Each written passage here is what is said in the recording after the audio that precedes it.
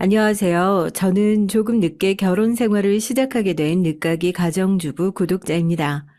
가만히 있지 못하는 성격에 이것저것 벌려놓은 일이 많아 집에서 살림을 하면서도 이것저것 건드리는 게 많아서 무늬만 가정주부지 사실 집안 살림을 신경 쓰는 시간은 다른 분들에 비하면 아주 적고 살림 솜씨도 영 꽝이지만 그래도 묵묵하게 공부를 해왔던 지난 날처럼 살림도 하나하나 배우는 맛이 있더라고요. 요즘엔 유튜브가 또 얼마나 잘 되어 있는지 요리 레시피도 검색만 하면 계량은 어떻게 해야 되는지 뭘 넣으면 맛이 좋아지는지 얼마나 자세하게 잘 알려주는지 집에서도 호텔 저리 가라 하는 맛이 나오니 얼마나 좋은 세상이에요. 제가 이것저것 건드려보는 걸 좋아한다고 했잖아요. 성미가 원체 그래요. 아주 사소한 것 하나도 배워서 어디 가서 전문가 소리를 듣는 게 그렇게 좋더라고요. 그래서 하루 종일 이 핸드폰을 손에서 떼는 순간이 없어요. 일과를 보내다가 남는 시간이 좀 생겼다 하면 유튜브를 켜고 이것저것 검색하면서 내가 몰랐던 분야의 지식을 배우고 할애하는 데서 즐거움을 찾는 사람입니다. 그런 제가 인생 공부를 어디서 하냐? 이 톡톡 사연에서 해요. 사실 제가 굉장히 외롭게 큰 사람이거든요. 방 안에 틀어박혀서 공부만 했지 사실 주변에 이런 인생에 대한 경험을 알려주실 만한 좋은 어른들이 많지 않았어요. 사연을 듣는데 왜 그렇게 화가 나는 일이 많고 억울한 일들도 많고 또 감동적인 일들은 얼마나 많은지요. 저도 나름대로 제 분야에 있어서는 전문가라고 생각하고 배울 만큼 배웠다고 생각했는데 참 세상에는 다양한 분야에서 최선을 다해 살아온 사람들이 많고 그런 사람들과 함께 이 세상을 살아가고 있다는 데서 자부심을 느끼며 살아가는 매일입니다. 각자의 위치에서 최선을 다해 살아가는 톡톡사연 구독자 여러분들께도 정말 대단하다는 찬사를 보내고 싶어요. 덕분에 제가 알지 못했던 삶의 지혜를 많이 구하면서도 저도 조금씩 더 나은 사람이 되어가고 있는 것 같습니다. 제가 뭐든 좀 늦은 편이에요. 나이를 정확히 밝히면은 세상이 아무리 넓다지만 또 알아보시는 분들이 분명히 생길 것 같아서요. 딱 몇 살이다 이렇게 말씀은 못 드리겠는데 벌써 40이 다 되어 가네요. 그런데 이제야 신혼생활을 시작하고 있으니 한국에서 평균적으로 결혼을 하는 나이에 비하면 한참 늦은 거죠. 그러니까 저희 부부는 진작에 아이는 포기한 상태이기도 하고요.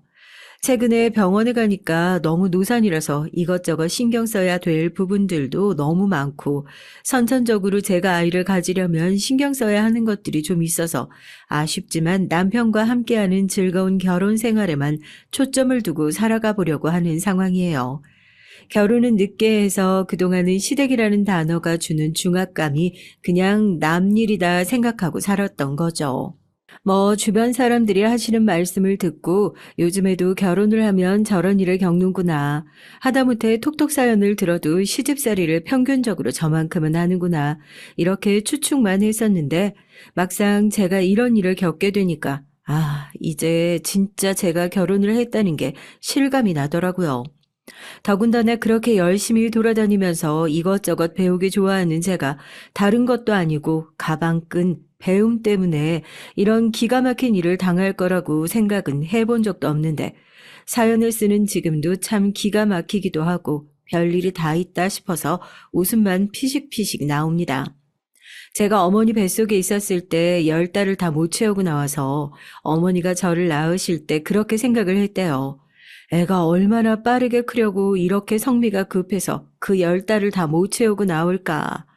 그래서 제가 뭐든 다 빠르게 배우고 빠르게 클 줄 알았다네요. 그런데 막상 낳아놓고 보니까 저는 온 가족의 걱정거리였던 거죠. 보통 아이들이 12개월만 되어도 엄마 아빠 소리를 한다고 하잖아요. 그런데 저는 그 흔한 옹알이로도 엄마 소리 한 번을 안 했다고 하더라고요. 그러니 부모님이 얼마나 속이 터지겠어요. 저희 집안이 절대 공부 머리로는 어디 가서 뒤처지고 속 터질 만한 그런 집이 아니거든요. 아버지도 어머니도 서울대 출신에 해외에서 대학원 나오셔서 교수로 은퇴하신 분들이시고 친가 외가 통틀어서 서울대 연세대 고려대 밑으로는 학력을 찾아볼 수 없을 정도인데 그런 집안에서 제가 나왔으니 두 분이 얼마나 놀라셨겠어요. 아직도 어머니한테 죄송한 부분이 한두 가지가 아닙니다. 처음에는 애가 아스퍼거인가 발달장애인가 의심했었대요. 거의 40개월이 다 되어가도록 말을 제대로 못하니까요. 뭐 걷는 거 뛰는 것도 이상 없고 다른 애들이랑 성장 속도도 비슷한데 유치원을 보내놓으면 애들끼리 이야기도 신나게 하고 잘 어울려 노는데 절 데리러 가면 구석에서 항상 장난감을 가지고 구석에서 혼자 놀고 있더라고요. 유치원 선생님들한테 물어봐도 제가 하루 종일 유치원에서 말 한마디 안 하고 애들이랑 어울리지도 못하는 게 걱정이라는 말만 하고 혼자서 구석에 앉아있는 제 모습을 볼 때마다 부모 마음이 어땠겠어요. 작은 유리창으로 조그만 애 등을 볼 때마다 가슴이 철렁하셨던 거예요. 가뜩이나 어머님께서도 늦은 나이에 저를 임신하셨는데 내가 10달을 다 못 품고 애를 낳아서 애가 어디 모자란 게 아닌가, 나조차고 임신 중에 무리해서 일을 해서 어디다가 잘못된 게 아닐까, 우리 욕심으로 늦은 나이에 애를 가져서 그래서 벌을 받은 게 아닐까, 그렇게 스스로 원망도 많이 하셨었대요. 그래도 참 다행이신 게 부모님께서 저한테 뭔가 문제가 있다는 생각을 하시고 난 이후에 지금 내 일이 중요한 게 아니라 우리 애한테 뭔가 문제가 있다면 부모인 우리가 우리 삶을 돌보는 게 먼저가 아니라 애부터 바로잡아야 한다, 이런 생각을 하셨대요. 어머니께서는 육아휴직을 쓰고 제 손을 잡고 전국의 유명한 의사란 의사는 다 찾아서 돌아다닌 거죠. 지능검사도 해보고 애한테 정말로 문제가 있는 거라면 교수직을 관두고서라도 고쳐보겠다고요. 아직도 그때 얘기를 하시면 막 눈물이 그렁그렁 하세요. 그때 병원에서 검사를 받고 결과를 기다리는데 보통 애들은 병원에 가면 직감적으로 아, 내가 어디가 아프구나, 어디가 잘못됐구나, 그걸 알고 막 울고불고 난리를 치는데 저는 엄마 옆에 앉아가지고 아무렇지도 않게 종이 비행기를 접고 놀고 있었다고요. 병원이란 공간이 그렇잖아요. 옆에서 다른 애들이 큰일이라도 난 것처럼 악을 쓰고 우니까 애들이 막 그 소리를 듣고 따라 울게 되잖아요. 근데 그 소리를 듣고도 입 한 번을 뻥끗 안 하는 애를 보니까 우리 애가 사람들이 다 얘기하는 것처럼 정상은 아니구나 싶어서 대체 병원에서 무슨 소리가 나올까 싶어가지고 조마조마했대요. 본인이 아파서 시한부 통보를 들으러 온 순간보다 그때가 더 긴장됐던 것 같다고요. 그런데 검사를 마치고 진료실로 어머니를 부르는 의사 선생님의 표정이 예상했던 것보다 너무나도 밝았던 거죠. 원래 힘든 얘기를 하기 전에 이렇게 안심을 시키나 하고 의심을 했었는데 선생님은 너무나도 예상 밖의 얘기를 했답니다. 어머니, 걱정 안 하셔도 됩니다. 결과 검사에서 어머니가 걱정하시는 모든 수치가 정상적으로 나왔고요. 지금 이 친구 발달은 전부 정상적으로 잘 진행되고 있어요. 아이들은 원래 조금씩 다 다른 발달 과정을 가지고 있고요. 남들과 다를 순 있어도 발달에 문제가 있는 게 아니라면 똑같이 잘 클 겁니다. 다만 이걸 한번 보시겠어요?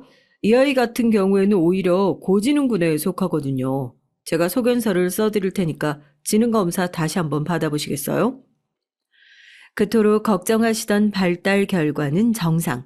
감사하다고 눈물을 흘리면서 기도를 하고 가슴을 쓸어내리는 어머니에게 의사 선생님은 오히려 제가 보통의 아이들에 비해 월등히 높은 지능을 가지고 있는 것 같으니까 보다 정밀한 검사를 받아봤으면 좋겠다고 권하셨답니다. 40개월 가까이 엄마 아빠 소리도 못하던 아이였는데 고지능군이라니.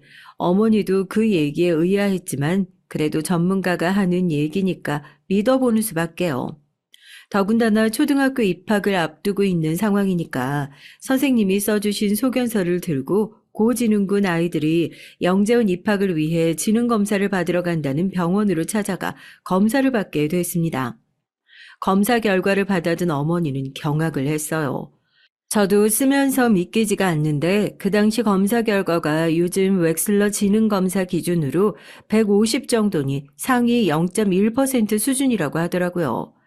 물론 IQ 검사라는 것이 너무 어린 나이에 받으면 신빙성이 떨어질 수 있다고 하니까 혹시라도 제 사연을 들으시면서 어린 자녀를 데리고 비싼 비용을 주고 웩슬러 검사를 받으시고 결과 검사에 일희일비하시는 분들은 없으시면 하는 바람입니다. 말도 없고 또래 친구들과 어울리지도 못해 혹시라도 발달에 문제가 있는 것은 아닐까 걱정했던 아이가 알고 보니 인지 능력이 남들보다 월등하게 높은 아이라고 하니까 어머니 입장에서는 이제 이 아이를 어떻게 키워야 할지 또 다른 고민이 생기게 된 거죠. 그나마 다행이었던 건 저희 부모님께서 학식에 깊은 분들이었고 두 분 모두 교육자셨기 때문에 자녀 교육에 있어서 많은 시간 충분히 상의하실 수 있으셨고 우리가 손을 댈 수 있는 교육의 영역이 아니니 손을 떼고 우선 초등학교에 진학을 시킨 후에 영재교육원으로 진학을 시키자는 쪽으로 뜻을 모으셨습니다. 그렇게 초등학교에 입학을 하게 됐고요. 의사 선생님이 말씀하신 것처럼 저는 정말 발달의 과정이 남들과는 조금 다른 케이스였고요. 한글도 못된 상태로 초등학교에 입학해서 선생님들의 애를 먹일까봐 걱정을 하셨다는데 다행히도 학교를 입학하기 직전에 한글은 물론이고 간단한 영어 문장까지 완벽하게 구사할 수 있는 상태가 돼서 또 한 번 가슴을 쓸어내리게 만들기도 했었대요. 그런데 오히려 학교에 입학하고 나서 또 다른 걱정을 몰고 왔었죠. 아무리 지능이 높게 발달되어 있는 아이라고 하더라도 친구 관계라는 건 배워서 어떻게 할 수 있는 게 아니잖아요. 유치원 때도 항상 구석에서 혼자 꼼지락거리기 좋아했던 애가 갑자기 말이 트여서 초등학교에 들어가게 된다고 하더라도 애들이랑 갑자기 얘기를 잘하게 되는 그런 드라마틱한 일이 생기진 않더라고요.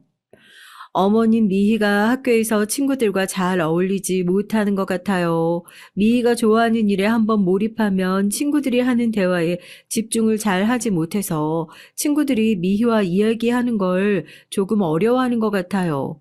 학교에 들어간 지 한 달도 되지 않아서 담임 선생님에게 걸려온 전화를 받고 저희 어머니는 또 한 번 난관에 부딪히게 됐습니다.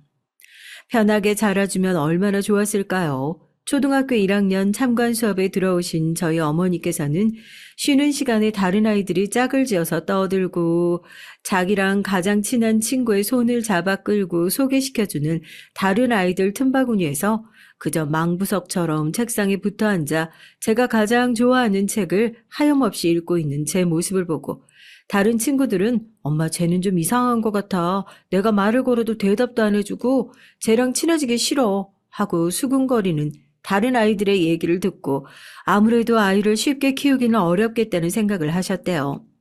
사연을 쓰다 보니까 저는 자식을 낳지 않을 계획이지만 힘든 육아를 하셨던 저희 부모님께 다시 한번 죄송스러운 마음이 밀려오네요. 제가 만약 그때 저를 키우고 있는 상황이었다면 아마 아이의 영재성은 둘째치고 포기해버리지 않았을까 싶기도 해요. 남들과 다르다는 것이 얼마나 쉽지 않은지 다들 잘 아시잖아요. 사실 아주 어렸을 때의 기억이긴 하지만 매번 책상에 앉아서 책을 읽고 있었던 제 마음도 그렇게 좋지만 않았어요.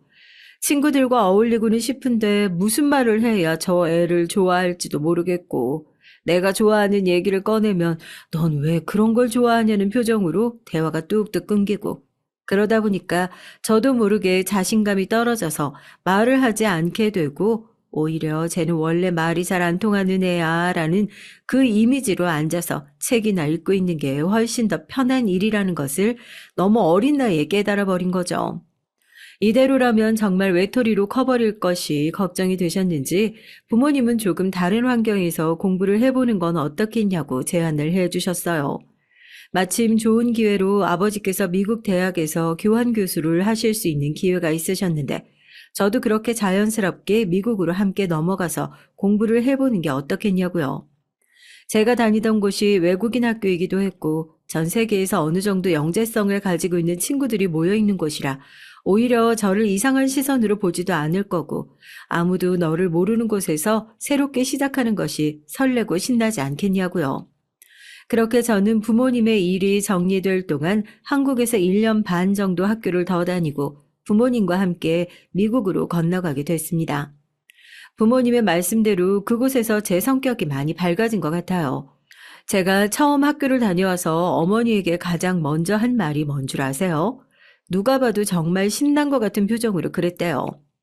엄마, 학교에 나보다 이상한 애들이 훨씬 더 많아. 근데 선생님도 그렇고 애들도 그렇고 하나같이 신경을 안 써. 그래서 너무 좋아. 여기서는 다들 그냥 그런가 보다 해. 수학을 너무 좋아해서 하루 종일 계산기를 들고 다니는 친구, 전 세계에 있는 모든 나라와 그 나라의 수도를 외우는 것을 좋아하는 친구, 천체 물리학을 좋아하는 친구, 국적도 다르고 각자 좋아하는 분야도 다른 친구들이 한자리에 모여 있고 어딘가 괴짜 같은 구석이 있었지만 어느 하나 이상한 눈으로 바라보는 곳이 없는 그야말로 저에게는 천국 같은 곳이었습니다. 그곳에서 저도 제 영재성을 신나게 펼칠 수 있었죠. 서로 좋아하는 분야에 대해서 얘기를 나누면서 사회성도 같이 좋아졌고요. 제가 지금도 이 분야, 저 분야 가리지 않고 조금씩 얕게 공부를 하고 여기저기 돌아다니면서 배우려고 하는 습관이 아마 이때 생긴 게 아닌가 싶어요. 이래서 다들 조기 교육이 중요하다고 그렇게 강조를 하나 봐요. 미국 교육 과정도 한국이랑 크게 다를 바가 없어요. 유치원 과정 1년을 포함해서 보통 13년제거든요. 초등학교는 6학년부터 8학년, 중학교는 2년제부터 3년제, 고등학교는 3년제부터 4년제고요. 여기도 의무 교육 제도가 있기는 한데 주마다 조금씩 다르긴 해서 보통 10년 내외로는 의무 교육으로 받고 있는 것 같기는 한 것 같아요. 보통 한국을 보면 입시 전쟁이라고 하잖아요. 보통 미국은 그렇지 않는다. 뭐 입시에 이만큼이나 목매는 나라는 전 세계에서 우리나라밖에 없다. 이런 말씀들 종종 하시는데 전 미국에서 입시 준비를 해본 사람 입장으로서 그것도 정말 아닌 것 같아요. 오히려 우리나라가 양반이다 싶을 정도다 싶더라고요. 여기는 소위 아이비리그라고 말하는 유명 대학에 들어가기 위해서 연예인들이 입학사정관한테 뒷돈 주다가 뉴스에 나오는 일도 비일비재하고요. 아직도 기부금 입학 뭐 이런 것들이 암암리에 있고요. 그렇다고 제가 뭐 피똥 싸면서 공부를 했냐? 솔직히 양심에 손을 얹고 그런 건 아니에요. 어머니가 어렸을 때 해주셨던 IQ 검사가 정말 맞는 것 같긴 하더라고요. 이런 소리 하면 정말 재수없게 들릴 거 알고 있긴 한데요. 사실 저는 살면서 공부가 그렇게 어려웠던 적이 손에 꼽히는 것 같아요. 오히려 저한테 제일 어려운 건 사람의 마음이지 수학이나 역사나 과학이나 이런 원리를 이해하고 암기를 해야 하는 과목들은 저에게 쉽게 느껴지더라고요. 그래서인지 여기서 중학교, 고등학교를 다닐 때에도 성적은 전부 A+를 놓친 적이 없어요. 부모님께서도 네가 그렇게 어렸을 때 속이란 속은 다 썩이더니 이제야 공부로 마음 편하게 그 빚을 갚는다고 좋아하셨고요. 저도 그렇게라도 갚을 수 있어서 참 다행이다 싶더라고요. 항상 남들보다 느리고 뒤처져서 가족들의 걱정을 한 몸에 독차지하던 저는 그렇게 남들이 들어가고 싶어도 문턱을 넘지 못해서 고배를 마셔야 하는 미국 입시를 단 한 번에 독파하고 스탠포드 대학의 문을 당당히 열게 됐습니다. 대학교 이름이 귀에 많이 익으시죠? 보통 미국 하면 하버드 대학을 많이 떠올리시는데 제가 나온 학교라서 자랑을 하는 게 아니라요. 세계 대학 순위를 매기면 옥스퍼드가 1위, 스탠포드가 2위고요. 미국에서는 스탠포드가 1위, 하버드가 3위예요. 전 세계 대학 순위에서 서울대가 62위 정도 한다고 하네요.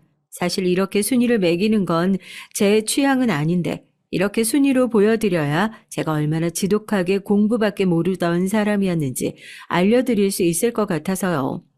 대학에 합격했다고 마냥 기뻐하셨는데 그 당시에 한 학기 등록금이 거의 6천만 원이었던 걸 생각하면 이것도 마냥 효도라고만은 할 수 없을 것 같네요. 요즘에는 환율도 그렇고 등록금이 거의 7천만 원 돈이라고 하더라고요. 아찔하죠. 저는 심리학 쪽을 전공했는데요. 보통 본인이 제일 관심 있는 분야를 선택하는데 전 사람의 마음을 파악하는 게 가장 어려웠던 사람이라 이 분야를 항상 배워보고 싶었거든요. 또 늘 그런 생각이 있었어요. 제가 항상 느렸던 사람이니까 지나가다가 뭔가 말이 느리고 행동이 느린 아이들을 보면 저도 모르게 시선이 따라가게 되더라고요. 제가 뭔가 이쪽 분야를 빨리 배우게 된다면 저런 아이들한테 도움을 주고 싶다는 생각이 들더라고요. 저도 그런 시절을 겪어봐서 알잖아요. 아무한테도 말을 할 수 없고 어려운 저 시기를 아직 다 자라지 못한 아이들이 속으로 얼마나 외롭고 힘들게 싸워내고 있을지 말이에요. 그런 마음으로 대학에 들어가서도 공부를 게을리하지 않았고 그런 선한 마음가짐으로 대학 졸업장을 품에 안을 수 있었습니다. 어떻게 보면 인간 승리와 다를 바가 없었네요. 저런 애들은 뭐 아니면 도다 쉽게 키울 수 없다. 키우면서도 여간 고생할 게 아니다. 매번 자리를 옮길 때마다 새로운 조직에 들어갈 때마다 걱정스러운 시선을 받기 일쑤였는데 제가 졸업장으로 그 사람의 모든 것이 증명되는 것은 아니지만 어쨌든 사람들이 인정할 수 있는 뭔가 해냈다는 것이 처음으로 증명해낸 것이니까요. 그래서 그 대학 졸업장은 출신 대학을 떠나서 저에게 더욱 의미 있고 값진 것이었습니다. 그 사이에 저희 부모님도 두 분 모두 교수직에서 내려오시게 됐고 학교에서 명예교수직을 제안받으셨지만 어머니께서는 이제는 한국으로 돌아가서 좀 쉬고 싶으시다면서 은퇴를 결정하셨어요.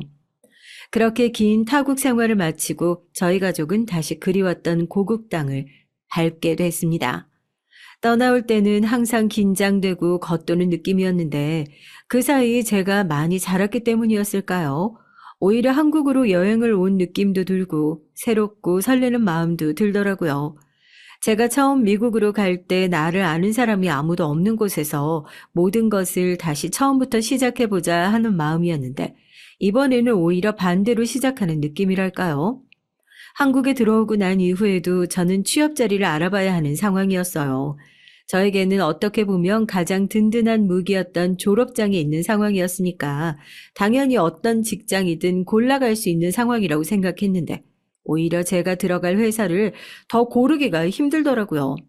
너무 배부른 소리라고 생각하실 수도 있겠지만 전 단순히 돈을 많이 버는 것이 목적이 아니라 저처럼 힘든 어린 시절을 보내고 있는 친구들에게 길잡이가 되어줄 수 있고 도움을 주는데 기여할 수 있는 사람이 되어주고 싶었거든요. 그런 목표를 가지고 공부를 쭉 해왔던 사람이니까요.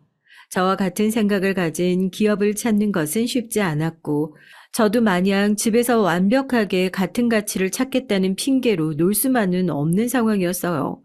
캥거루처럼 부모님 주머니에 들어가서 사는 것도 하루 이틀이죠. 미국에서 살면서 학비를 얼마나 가져다 썼는데요. 최소한 그 정도 양심은 있어야죠. 그러던 중에 제 학력을 보고 친척분들을 통해서 한 통의 연락을 받았어요. 영재원이랑 연계된 유학원을 운영하고 있는데 미국 유학과 관련해서 진로나 진학 상담을 해주고 학교 생활을 잘할 수 있도록 컨설팅을 해주는 일을 할 수 있는 사람을 찾고 있다고요. 출신 학교를 듣더니 원장님이 꼭 모셔오고 싶다고 사정사정을 했다고 제발 미팅이라도 할 수 있게 해달라고 했다고요. 학교를 다니면서도 한인 커뮤니티를 통해서 저희 학교에 들어오고 싶어하는 친구들에게 재능 기부 형식으로 자기소개서나 이런 것들을 첨삭해줬던 경력이 있던 터라 별로 어렵지 않은 일이라고 생각했는데 막상 계약할 연봉을 들어보니까 제가 여태까지 알아봤던 일들보다 훨씬 더 큰 액수더라고요. 단순히 돈을 많이 버는 것이 목적이 아니라고 했었는데 원하는 일을 하면서 돈까지 많이 벌 수 있다고 하니까 제가 마다할 이유가 전혀 없었죠. 그렇게 유학원에서 일을 시작하게 됐습니다. 얼마 전에 모 유명 인터넷 강사가 한 달에 100억을 벌어들인다고 연봉을 공개해서 엄청나게 화제가 됐다고 하더라고요. 그 기사를 보고 처음에 드는 생각이 딱 그거였어요. 정말 우리나라는 애들 교육에 이렇게나 관심이 많구나 하고요. 여튼 그곳에서 일하면서 공부에 열정 있는 친구들에게 이것저것 도움을 많이 주기도 했고 제 진학 지도를 받은 아이들이 실제로 좋은 대학에 많이 합격을 하기도 했고요. 제 후배로 합격해서 기뻐하는 아이들의 모습을 보니까 선생님도 아닌데 이런 기쁨에 부모님도 오랜 시간 동안 교단에서 내려오지 않으셨구나 이해도 됐고요. 그런데 마음 한구석에 어쩐지 아쉬움은 계속해서 남아 있었습니다. 저도 한국에서 영재, 수재 소리를 받고 자라서 알지만 그런 아이들이 지능은 높은데 대인관계가 부족한 경우가 종종 있어요. 그곳에서 아이들을 지도하는 과정에서도 그런 친구들이 많이 보이더라고요. 꼭 제 어린 시절 같은 친구들이죠. 어쨌든 지금 제가 하고 있는 일은 한계가 명확하게 정해져 있는 상황이잖아요. 진학 지도가 목적인 거고 애들은 좋은 대학에 갈 수 있게끔 이끌어주는 것이 최종 목표인 거지. 아이들이 무슨 생각을 하고 있는지, 현재 마음 상태는 어떤지 그런 것을 고민하랍시고 원장님이 저에게 많은 월급을 주시는 게 아니니까요. 참 고민이 많은 시간들이었습니다. 통장에 돈은 차곡차곡 쌓여가는데 어쩐지 마음 한구석이 불편한 느낌은 지울 수가 없더라고요. 이게 정말 내가 하고 싶었던 일이 맞는 건지, 이런 마음을 가지고 계속해서 내가 일을 계속하는 게 맞는 건지도 고민이 많은 시간이었죠. 부모님과도 터놓고 얘기를 했어요. 아무래도 사람들을 상대하는 직업이고 일을 하다 보면 그런 고민은 자연스러운 일일 수밖에 없다. 그러지 말고 예전처럼 같은 고민을 하는 사람들끼리 만나서 얘기를 나눠보고 하는 게 어떻겠냐. 먼저 제안을 해주시더라고요. 그래서 바쁜 시간을 쪼개서 시작하게 된 것이 봉사활동이었습니다. 저희 부모님께서도 참여하고 있는 봉사단체인데 모 장학재단에서 운영하고 있는 거라 봉사도 봉사지만 후원의 개념이 강해서요. 다양한 형태로 자신이 가지고 있는 재능이나 돈을 기부하는 형식이거든요. 기업가의 경우에는 금전적인 형태로 지원을 해주시기도 하고 본인의 회사에서 근무를 할 수 있도록 채용을 해주시기도 하고요. 직접적으로 교육을 진행하기도 하고요. 봉사가 끝나고 나면 참여한 회원들끼리 모여서 어떤 친구들을 어떤 방법으로 양성하고 후원하는 게 좋을지 회의도 하고 참 좋은 단체죠. 일의 특성상 주말에도 상담을 진행하는 날이 많아서 언젠가는 시간을 내서 참여해야겠다 생각을 하고 있었는데 막상 스케줄 조정을 못하고 있었거든요. 지금 이렇게 혼자서 고민을 하고 있을 시기에 어머니 말씀대로 사람들이랑 같이 얘기를 해봐야겠다 싶어 그렇게 저도 처음으로 그 모임에 나가게 됐습니다. 거기서 남편을 처음으로 만나게 됐어요. 남편은 그 당시에 학습지 관련 회사를 창업해서 운영하고 있었고요. 처음에 봉사활동 몇 번 나갔을 때는 얼굴만 보고 인사만 하던 사이였는데 막상 만나서 얘기를 해보니까 교육과 관련된 부분에 있어서 저랑 생각이 통하는 부분도 많고 그래서인지 정말 말도 잘 통해서 얘기를 하는 게 너무 즐겁더라고요. 제가 누군가랑 대화를 할 때 이렇게 즐거웠던 적이 있었나 싶은 거예요. 저도 나중에 이런 장학재단을 설립하는 게 목표다. 처음으로 남편한테 제 인생의 목표도 공유해 보았고요. 제가 앞으로 어떤 일을 할지 가닥이 잡히지 않았거든요. 지금 생각해 보니까 너무 웃긴 거죠. 그 오랜 시간 동안 입시 지도를 한답시고 아이들 앞길을 어떻게 설계를 해줄지 그런 일들을 했었는데 정작 저는 앞으로 어떤 일을 하면서 어떻게 살아가야 할지 그 갈피도 잡지 못하고 있었다는 게요. 그런데 남편이랑 대화를 하면서 뿌옇게 안개가 껴져 있던 것 같은 저의 미래도 조금씩 선명한 선으로 그려지기 시작했습니다. 아, 나도 영재들을 대상으로 학원을 설립하면 좋겠구나. 그렇지만 기존에 있는 영재원이랑은 다르게 무조건적으로 성적을 높이고 좋은 학교에 들어가는 것을 목표로 하는 것이 아니라 어떻게 하면 이 세상에 아이들이 더 잘 녹아들고 어울릴 수 있을지를 가르칠 수 있는 곳이었으면 좋겠다 하고요. 봉사활동이 끝나고 회의가 다 끝나고 나서도 그 자리에 앉아 두세 시간을 훌쩍 넘길 정도로 대화를 하는 그 시간이 너무나 즐거웠습니다. 항상 눈을 빛내며 제 얘기를 진중하게 들어주는 남편이 어느 순간부터 좋아지기도 했고요. 당신이 어떤 꿈을 꾸면서 살고 있던지 간에 나도 그 꿈을 같이 응원하면서 살면 참 좋을 것 같다는 생각이 들어요. 내가 평생 그 꿈 지킬 수 있게 옆에서 노력할게요. 아이는 물론이고 결혼 생각도 정말 없었어요. 결혼을 입에 달고 사시던 저희 부모님도 제가 나이가 점점 더 먹어가니 애가 이제 결혼할 생각은 완전히 접었구나 싶으셨는지 그런 말씀은 전혀 안 하셨는데 남편도 마찬가지였습니다. 결혼하라고 등 떠밀어 봤자 사람 좋게 허허 웃으면서 2년이면 언젠가 만나지 않겠냐고 그랬다고 하더라고요. 이렇게 돌고 돌아 느지막하게 진짜 인연을 만나게 되려고 아마 저희가 이 나이까지 결혼을 안 하고 기다리고 있지 않았나 싶어요. 그렇게 저는 남편이라는 든든한 인생의 동반자이자 제 꿈을 응원해 줄 수 있는 아군을 만나게 됐습니다. 결혼 생활은 아주 순탄했어요. 저도 이제 명확한 꿈이 생겼으니 차근차근 준비를 하고 실행을 할 일만 남은 거죠. 회사를 다니면서 일과 함께 병행하기엔 아무래도 어려움이 있다 싶어서 당차게 사표를 내고 회사를 나왔습니다. 사실 새롭게 뭔가를 도전하기에는 조금 늦은 나이일 수도 있겠다 싶었지만 그래도 제 성미가 그렇거든요. 해보고 싶은 건 꼭 해봐야지만 직성이 풀리는 사람이라서요. 그렇게 저도 결혼 생활과 사업, 두 마리 토끼를 모두 잡는 삶에 본격적으로 뛰어들게 됐습니다. 저 사업하겠다고 사표 쓰고 뛰쳐나온 지 한 달 만에 정말 후회했어요. 동네에 지나가면서 장사하고 계시는 분들 하다못해 닭강정을 사 먹으면서도 사장님한테 정말 대단하시다고 엄지를 치켜 올렸잖아요. 자기 사업을 한다는 게 얼마나 대단하고 어려운 일인죠. 사업이란 건 제가 생각한 만큼 쉬운 일이 아니었어요. 더군다나 제가 하려는 일은 전부 맨땅에 헤딩을 해야 하는 일들이 대부분이었으니까요. 그 와중에 저는 이제 혼자가 아닌 상황이잖아요. 결혼을 해서 신경 써야 할 가족이 생겼고 시댁이 생겼다는 것은 제가 신경 써야 할 가족이 단순히 저랑 같이 살고 있는 남편 한 명뿐이 아니라는 얘기이기도 했어요. 제가 퇴사를 한 지 얼마 지나지 않아서 시동생이 결혼을 하게 됐거든요. 시동생은 남편이랑 다르게 굉장히 보수적인 성향이라고 해야 할까요? 대화를 몇 번 해본 적은 없지만 다 같이 모여있는 자리에서 하는 얘기만 들어도 겉모습이나 출신 지역, 학벌 등을 가지고 편을 가르는 모습이 꽤나 심한 것 같았고 제가 그런 모습을 가진 사람들 때문에 개인적으로 한국을 잠시 떴었던 아픈 추억이 있기 때문인지 이상하게 시동생이랑은 말을 섞지 않게 되더라고요. 친해지고 싶지 않다고 해야 하나요?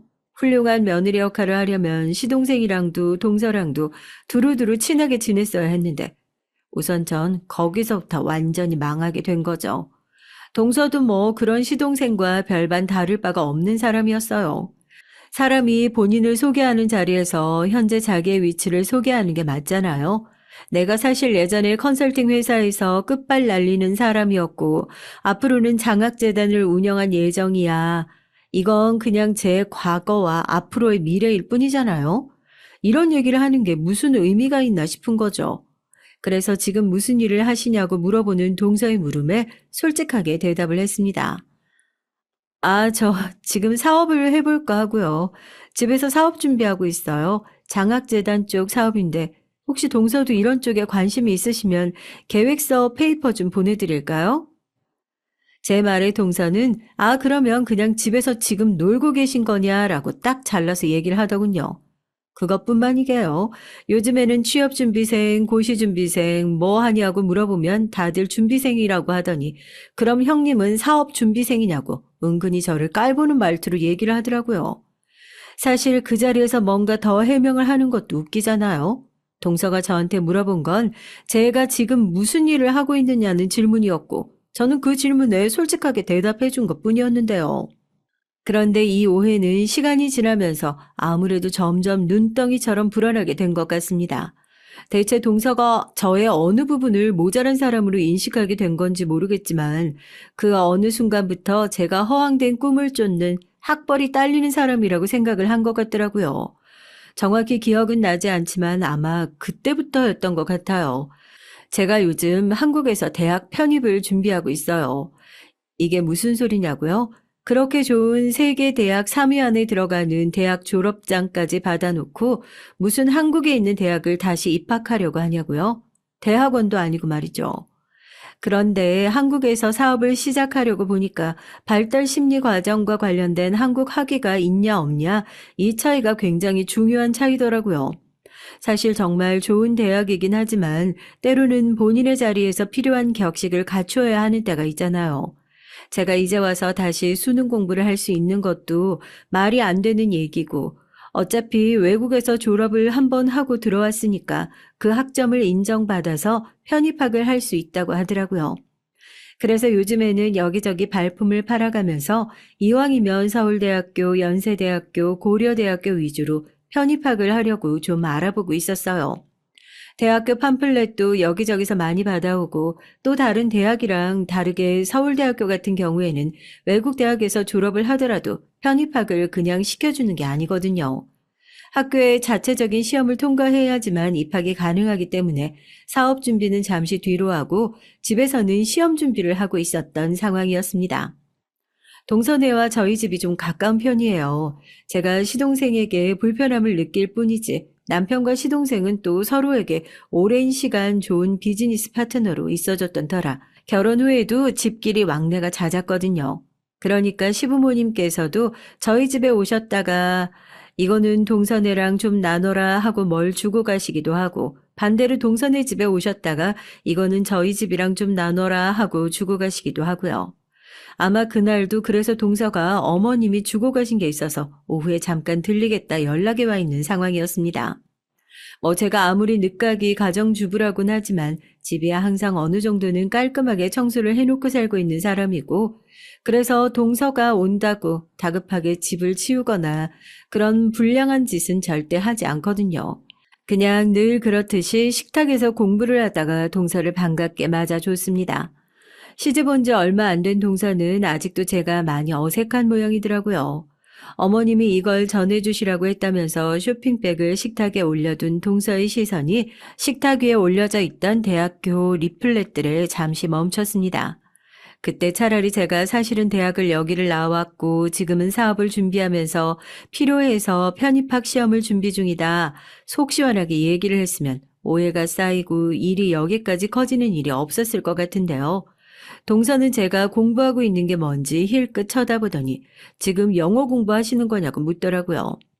편입학 시험 과목 중에는 영어 시험이 있으니까 그때는 동서의 물음에 대수롭지 않게 내가 시험 볼 게 있어서 지금 우선 그거 준비 좀 하고 있다. 그냥 이렇게 대답을 했는데 그게 오해의 씨앗이 될 거라고는 상상도 못했습니다. 아마 그때부터 동서는 제가 대학을 나오지 못한 사람이라고 오해를 시작했던 것 같아요. 고등학교만 졸업을 하고 이제 늦게나마 대학을 입학하려고 집에서 몰래 공부 준비를 하고 있는 사람이라고요. 스탠포드 대학 출신을 고졸로 오해해야 할 확률이 얼마나 되겠어요. 정말 말도 안 되는 일이죠. 그런데 그렇게 말도 안 되는 일이 저한테 정말 일어나더라고요.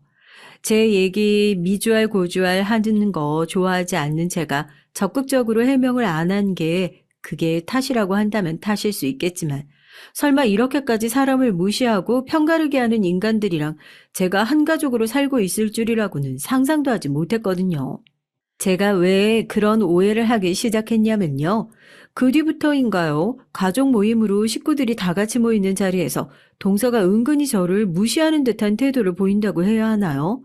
제가 무슨 말만 하면 형님은 그런 거 잘 모르시잖아요 라는 말을 한다거나 여튼 말로 다 설명할 수가 없는데 어딘가 찝찝한 그런 상황이 몇 번이나 연출됐어요. 저는 처음에는 동서가 제가 미국에서 살다 왔다는 것을 알고 있나?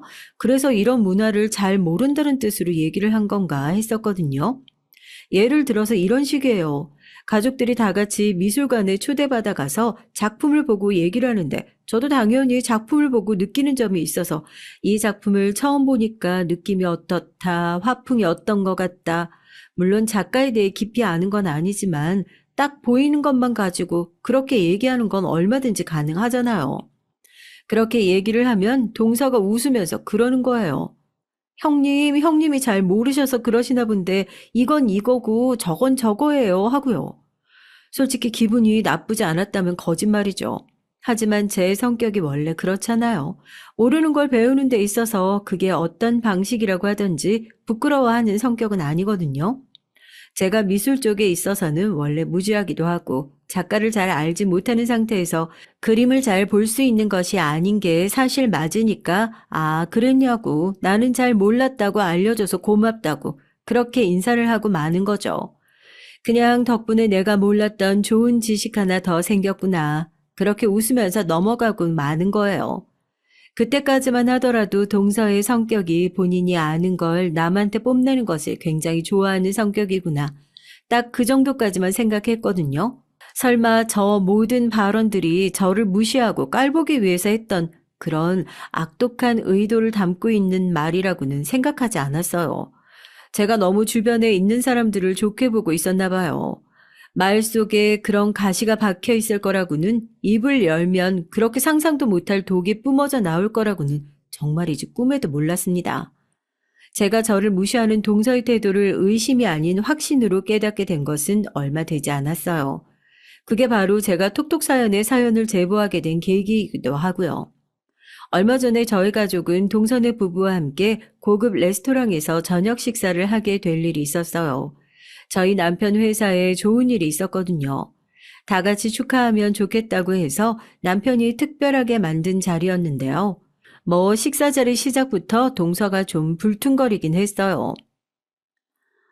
형님 부러워요. 저도 남편이 사업해서 집에서 못했던 것들 하면서 한 좀 풀고 싶네요. 예를 들면 공부나 이런 것들이요. 그것도 남편 돈으로 해야 마음 편하고 그런 거지. 안 그래요? 남들이 보면 정말 부럽다고 배 아파해요. 재수 씨 몰라서 하시는 말씀이에요. 이 사람이 결혼하기 전에 얼마나 고생해서 일을 했는데요. 앞으로도 할 일이 많아서 지금 쉬는 건 쉬는 것 같지도 않네요. 그렇게 이왕 쉬는 거면 집에서 좀 푹 쉬라니까. 갑자기 왜 공부를 한다고 그래서는. 남편 성격이요. 원체 다정해요. 시동생은 또 그런 면이 전혀 없거든요. 제가 봤을 때는 동서가 일부러 남편을 좀 긁어보려고 한 소리인 것 같은데 똑똑한 남편이 그 말에 긁히지 않고 오히려 젠틀하게 받아쳐서 참 다행이다 싶었죠. 저희가 설해마을에 있는 외국인 셰프님이 계시는 레스토랑에 갔는데요. 여기가 손님으로 외국인 분들이 많이 오셔서 그런지 영어 메뉴판이랑 한글 메뉴판이 따로 있거든요. 그런데 종업원이 안내를 해주시는 과정에서 실수가 있으셔서 그러신지는 몰라도 주문을 하려고 메뉴판을 펼쳐보니까 메뉴판에 온통 영어가 가득하더라고요.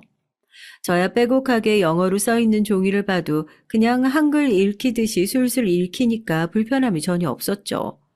그런데 어쨌든 음식을 주문은 해야 하니까 이걸 제가 가족들한테 읽어주고 음식 주문을 대신 해주는 게 좋을까 아니면 그냥 종업원에게 얘기를 해서 아예 새로 메뉴판을 가져다 달라고 얘기를 하는 게 좋을까 잠시 고민을 하고 있는데요. 맞은편에 앉아있던 동서가 그런 제가 굉장히 당황스러워하는 것처럼 보였나 봐요. 갑자기 어쩌면 좋냐는 듯이 웃으면서 저한테 뜬금없이 그런 얘기를 하는 겁니다. 형님, 메뉴판 이리 주세요. 형님 고졸이시잖아요. 아유, 여기는 사람 차별하는 것도 아니고 메뉴판을 줘도 영어로 된 걸 줘서 형님 많이 당황하셨죠? 영어 못 읽는 거 그거 그렇게 창피한 거 아니에요. 이제 배우면 되는 거죠, 뭐. 형님도 지금 열심히 공부하시잖아요. 그거 전혀 부끄러운 거 아니에요. 저같이 대학 나온 사람한테 도움 받으면 되는 거죠. 이리 주세요. 에? 대체 이게 무슨 황당한 소리입니까? 영어가 한국어보다 더 편한 사람한테 고졸이라 영어를 못 읽는다니요. 대체 어떤 이유로 그런 오해를 하게 되었을까 곰곰이 생각을 해보니까 아마 그때 저희 집에 와서 제가 대학교 팜플렛을 늘어놓고 편입시험 관련된 공부를 하는 걸 보고 제가 고등학교밖에 나오지 못해서 대학교를 들어가기 위해 그렇게 열심히 공부를 하고 있는 것이라고 오해를 한 모양이더라고요. 뭐라고 반박을 하려고 하는데 너무 기가 차서 웃으니까 동서는 제가 그게 부끄러워서 아무 말도 하지 못하는 거라고 생각했는지 더욱 기세등등해져가지고 아예 제 메뉴판을 뺏어 들어가서 위에서부터 하나하나 읽어주는 게 아니겠어요? 옆에 남편을 보니까 남편 표정도 똑같았습니다. 대체 지금 저게 뭐 하는 짓이야 하는 표정이요.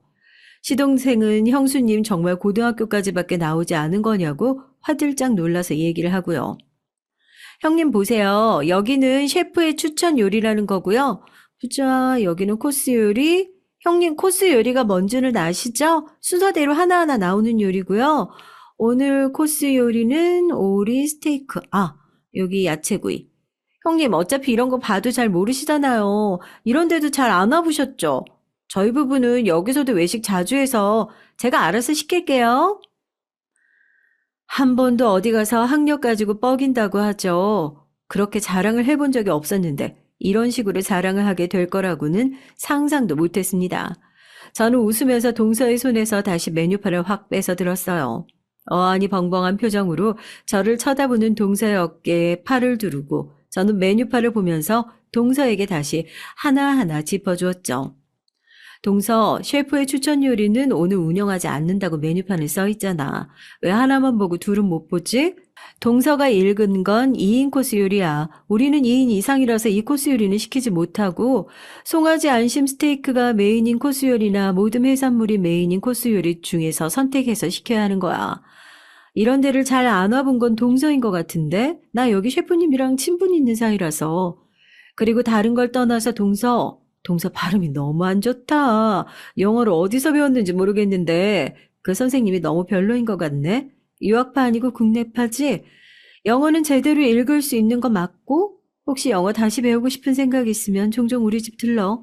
내가 지금 동서 말대로 공부하느라 좀 바쁘긴 하지만 짬 내서 가르쳐줄 시간 내볼 테니까.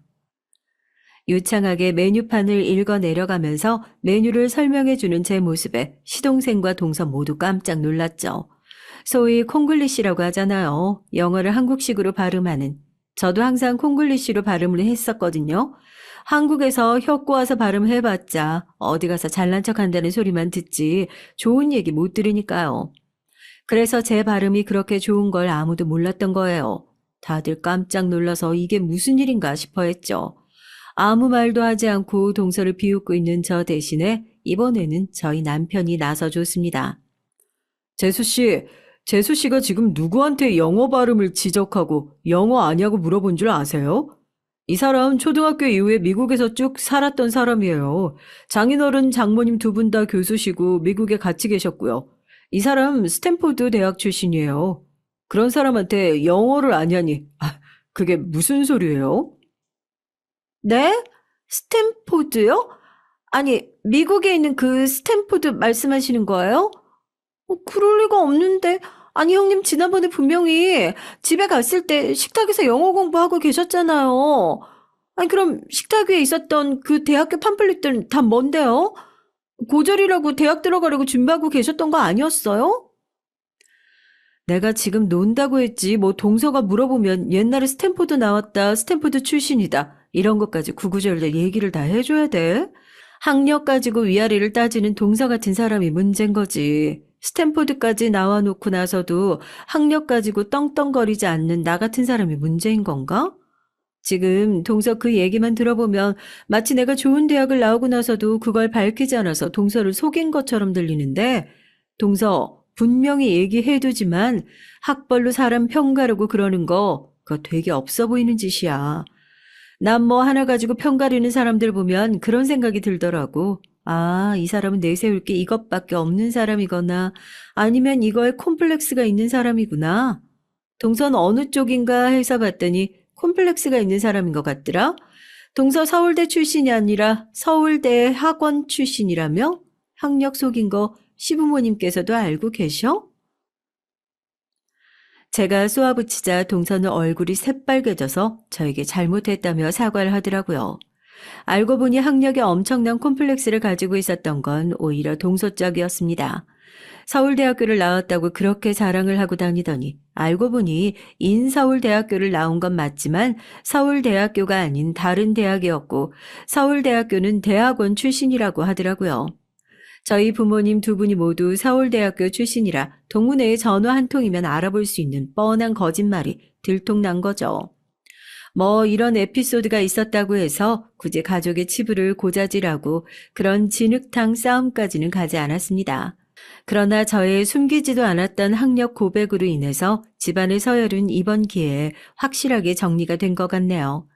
사연을 들으시는 분들께서도 본인은 아니라고 하시겠지만 제 얘기를 들으시면서 마음속으로 혹시나 가지고 있었던 편견은 없는지, 그 편견으로 내가 사람을 은근히 무시하고 차별했었던 적은 없는지 돌아보셨으면 좋겠네요. 사람한테 어떤 좋은 면이 있을지 모르는 거잖아요. 그럼 이만 사연 마무리하겠습니다. 안녕하세요. 저는 60대 여자입니다. 저는 나름 성공한 인생을 살았어요. 아는 사람은 아는 성공한 자수성가입니다. 홀어머니 밑에서 제대로 입지도 먹지도 못하던 어린 시절부터 늘 했던 다짐 같은 말이 있었어요. 꼭 성공하겠다고, 꼭 성공해서 나를 무시하던 사람들에게 내가 얼마나 대단한 사람인지 보여주고 꼭 행복한 가정을 이루고 살겠다고 말이죠. 성공은 했어요. 그것도 모든 사람들이 부러워할 만큼 크게 말이죠. 이 지역에서 손꼽히는 부동산 부자가 됐습니다. 근방에서 저를 모르는 사람이 없고 모두가 저를 대단하다고 지켜 세웠어요. 과거에 저를 가난하다 무시했던 친구들은 자신에게 뭐 하나 떨어질 게 없나 싶어 이제 제 눈치만 보고 제 말이라면 껌뻑 죽어요. 이렇게 말하면 모두들 너무 부러워할 겁니다. 모든 사람들이 꿈꾸는 인생일 테니까요. 하지만 저는 아직도 불행합니다. 아니, 정확히는 불행해졌어요. 행복하던 시절도 있었죠. 막 돈을 벌어들이던 시절 정말 일하는 게 너무 재밌기도 했었고 남편을 만나 연애하던 시절에도 그랬습니다. 하지만 무엇보다 가장 행복했던 때는 저희 딸이 태어났을 때였어요. 그렇게 좋아? 정말 너무 좋아. 너무 예뻐.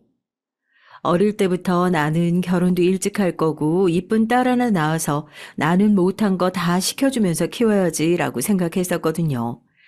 그래서 결혼하기 전에도 결혼을 하고 나서도 딸을 갖고 싶다고 매번 그렇게 노래를 불렀습니다. 누군가는 이렇게 말한 적도 있어요. 아들이 낫지 않아? 그 많은 돈이 사위께 되는 건데. 그게 왜 사위 거야? 딸한테 다 줄 건데. 그리고 그렇게 따지면 아들 낳아도 며느리 거 되는 거 아니야? 그래도 아들한테 주는 거랑 다르잖아. 남의 집 사람 되는 건데 딸은. 우리 딸 누가 남의 집 사람 만든대? 내 집 될 사위랑 결혼시키면 되지. 그 말 그대로 저는 사위 욕심이 크게 없었어요. 그냥 바른 사람이기만 하면 됐습니다. 오히려 사위의 집이 대단해서 딸을 뺏길까 무서워한 적은 있어도 좋은 집으로 시집 보내야겠다 생각한 적은 없었어요. 저는 남편이 걱정할 정도로 딸에게 지극정성이었습니다. 엄마, 나 이거 사주면 안 돼? 왜 안 되겠어? 우리 공주님 다 되지? 엄마, 나 먹고 싶은 거 있어. 말만 해 엄마가 다 사줄게. 정말 하고 싶다는 건 다 해주면서 키웠어요. 제일로 좋은 걸로 먹이고 제일 좋은 걸로 입히고 남들은 제가 어릴 때 못한 거 딸을 통해서 한풀이를 한다고들 했지만 어떻게 말해도 상관없었습니다. 저는 정말 딸을 사랑했고 딸을 위해서라면 대신 죽을 수도 있었어요. 그렇게 다 해주면서 키우면 벌은 나빠진다고들 하는데 저희 딸은 그러지도 않았습니다. 항상 저와 남편에게 고마워했고 사랑한다고 했어요. 말도 잘 듣고 속 썩이는 거 하나 없이 정말 누가 봐도 사랑스러운 딸로 컸습니다. 내심 결혼을 안 했으면 하는 마음도 있었어요. 이렇게 평생 저희 세 식구가 도란도란 행복하게 살고 싶다 생각했었죠. 당신 그거 남들이 보면 과하다고 그러는 거 알지? 남들이 그러는 게 뭐가 중요해? 내가 내 딸한테 다 해주고 싶다는데? 아이고, 하여간 못 말린다니까. 하지만 그렇게 끝나지 않을 것만 같은 행복도 어느 날 예고도 없이 끝이 났습니다. 사고였어요. 남편이 교통사고로 먼저 세상을 떴습니다. 음주운전을 한 차량에 치여 그 자리에서 세상을 떠났죠. 가장 행복할 때 내가 다 가졌다고 다 이루고 있었고 이제 더 이상은 바랄 게 없겠다 싶을 때 그런 일이 닥치더라고요. 너무 힘들었죠. 정말 너무너무요. 이렇게 나만 먼저 두고 가면 나랑 당신 딸내미는 어떡하라고. 나 하나 아버지 없이 큰 걸로도 모자라서. 사실 그게 가장 슬펐던 것 같아요. 아버지 없이 자란 내 팔자를 물려주는 것 같아서요. 닮을 게 없어서 지 엄마 팔자까지 닮나 싶어 너무 힘들었습니다. 우리 모녀만 남게 만든 자식 진짜 절대 용서 못해요. 합의금은 필요 없으니 최대한의 처벌을 내려달라고 탄원서도 쓰고 민사도 걸었어요. 할 수 있는 최대한의 돈을 써서 말이죠. 가해자와 그 식구들이 찾아와서 무릎을 꿇고 용서해달라 울었지만 해주지 않았습니다. 음주운전으로 한 가정의 행복을 박살낸 그 사람을 용서할 수가 없었거든요. 그 덕에 음주사고로 받을 수 있는 최대 형량을 받아냈습니다. 물론 그마저도 납득할 수 없을 만큼 짧긴 했지만 말이죠. 남편이 죽고 찾아온 그 어둠 같던 시기 우울증이 찾아왔어요. 저도 아이도 너무 힘들어했습니다. 특히 아빠와 사이가 너무 좋았던 딸이 너무너무 힘들어했어요. 그런 딸을 보며 미안한 마음에 매일 밤 울었습니다. 팔자 되물림 같다는 생각이 제 머리에 가득했거든요. 어느 날 그렇게 말하며 울자 딸이 화들짝 놀라며 그러더라고요. 그게 왜 엄마 탓이야. 우리 아빠를 뺏어간 건 그 음주운전자지. 엄마 팔자가 아니야. 그런 소리 절대 하지 마. 난 한 번도 그런 생각 해본 적 없어. 그렇게 둘이서 부둥켜 안고 그 힘든 시기를 이겨냈습니다. 제가 무너지지 않을 수 있었던 이유는 오로지 우리 딸 하나밖에 없었어요. 매일 밤 잠든 딸의 얼굴을 보며 무너지지 말자고, 아직은 내게 빛과 같은 딸이 있다고 마음을 다잡았습니다. 그렇게 힘든 시기를 이겨내고 서로에게 의지하며 산 세월이 10년 정도 돼요. 그 정도 지나니까 잊혀지진 않아도 옅어지긴 하더라고요. 이제 남편을 생각해도 울지 않고 웃으며 추억할 수 있게 됐을 쯤이었어요. 엄마한테 소개시켜주고 싶은 사람이 있어. 딸이 수줍게 말을 했습니다. 그런 얼굴도 참 예뻤어요. 누구? 남자친구야? 연애를 하고 있다는 건 알고 있었죠. 누가 봐도 사랑에 빠진 얼굴로 들뜬 모습을 하고 있었으니까요. 하지만 아직 20대 후반인 딸이 벌써 결혼을 하겠다고 할 줄은 몰랐기에 놀랐습니다. 그리고 덜컥 겁이 났어요. 딸까지 보내고 혼자 남겨질 제가 말이죠. 그래서 그 소식이 반갑지만은 않았죠. 저에게 소개를 시켜준다는 것은 진지하게 미래까지 생각하고 만난다는 뜻이었고, 그건 곧 결혼을 뜻하는 거였으니까요. 엄마 괜찮지? 언제 시간 괜찮아? 밥은 식당을 예약하는 게 좋겠지? 그래도 저렇게 설레서 이런저런 얘기를 떠드는 딸 앞에서 그런 티를 낼 수는 없었어요. 웃으면서 그러자고 했죠. 안녕하세요. 첫인상은 바른 생활 사나이 그 자체였습니다. 인상에서부터 선함이 묻어나왔죠. 딸이 무슨 얘기를 해도 열심히 잘 들어주고 웃어주고, 그리고 모든 행동 자체에 다정함이 묻어있더라고요. 그냥 식사 자리에서 처음 봤을 뿐인데도 그의 성품이 느껴졌죠. 그리고 생각했어요. 딸이 좋아할 만하다고 말이죠. 또 사위를 얻으려면 이런 사위가 좋겠다고도 말입니다. 부모님은 뭐 하세요? 아, 그게 제 질문에 처음으로 난감한 기색을 비췄어요. 그냥 별 생각 없이 의뢰하는 질문으로 물어본 것뿐인데 굉장히 곤란한 표정을 짓더라고요. 그래서 무슨 일이 있는 건가 싶었습니다. 딸이 남자친구 눈치를 슬쩍 보더니 웃으며 말하더라고요. 오빠 그거 말해도 된다니까? 그걸 왜 그렇게 말하기 힘들어해? 딸아이의 그 말에 딸의 남자친구가 뒷머리를 긁적거리더니 입을 뗐어요. 어머님은 일찍 돌아가셨고요. 아버지는 지금 택시 운전을 하십니다. 아유, 아버지가 고생이 많으셨겠네. 네, 제가 세상에서 제일 존경하는 분이세요. 근데 밖에 가서는 늘 얘기하지 말라고 하셔서. 아유, 아들을 이렇게 잘 키우셨는데. 감사합니다. 그 마음이 이해가 되더라고요. 어디 가서 집안 사정 얘기하고 다니지 말라고 늘 저희 어머니도 저한테 말씀하셨거든요. 홀어머니 밑에서 자란 티, 가난한 티 내면 사람이 무시한다고요. 물론 말하지 않아도 티가 났던 건 모두들 무시하긴 했지만 말입니다. 우리 딸애랑은 결혼까지 생각하고 있는 건가? 아직 저희가 결혼이 급한 나이는 아니라서 저희 둘은 물론 서로에게 확신이 있지만 어머님이나 어르신들이 확신을 가지실 때까지 천천히 생각하고 있습니다. 믿음직했죠. 그렇게 딸애와 딸의 남자친구는 양가에서 다 아는 연애를 1년 정도 한 것 같아요. 제 생일이나 어버이날 그리고 남편의 제사와 같은 날엔 잊지 않고 찾아와서 함께 해주고 또 주기적으로 제 안부를 챙기는 문자와 전화를 해왔습니다. 알면 알수록 정말 좋은 사람 같았어요. 결혼을 시킨다면 이 이상은 없을 것 같다 생각하던 어느 날이었습니다. 어머님, 저희 결혼하고 싶습니다. 기다렸다는 듯 허락을 했어요. 딸애가 나가고 혼자 이 큰 집에 남겨질 것이 너무 걱정됐지만 그래도 그것보다 딸의 행복과 이런 좋은 사위를 본다는 게 더 좋았죠. 하지만 제 그런 걱정이 무색하게 너무나 고마운 말을 하더라고요. 저 신혼살림은 어머님 댁에서 차려도 될까요? 너무 놀랐습니다. 한 번도 생각해 본 적이 없었거든요. 물론 그러고 싶은 마음은 컸지만 그래도 시댁 어르신들도 있고 하니 고민조차 해본 적이 없었죠. 아유, 나야 괜찮지만 시댁 어르신이 서운해하지 않으시겠어? 저희 아버지께서 먼저 그 편이 좋지 않겠냐 하셨어요. 물론 저도 같은 생각이었고요.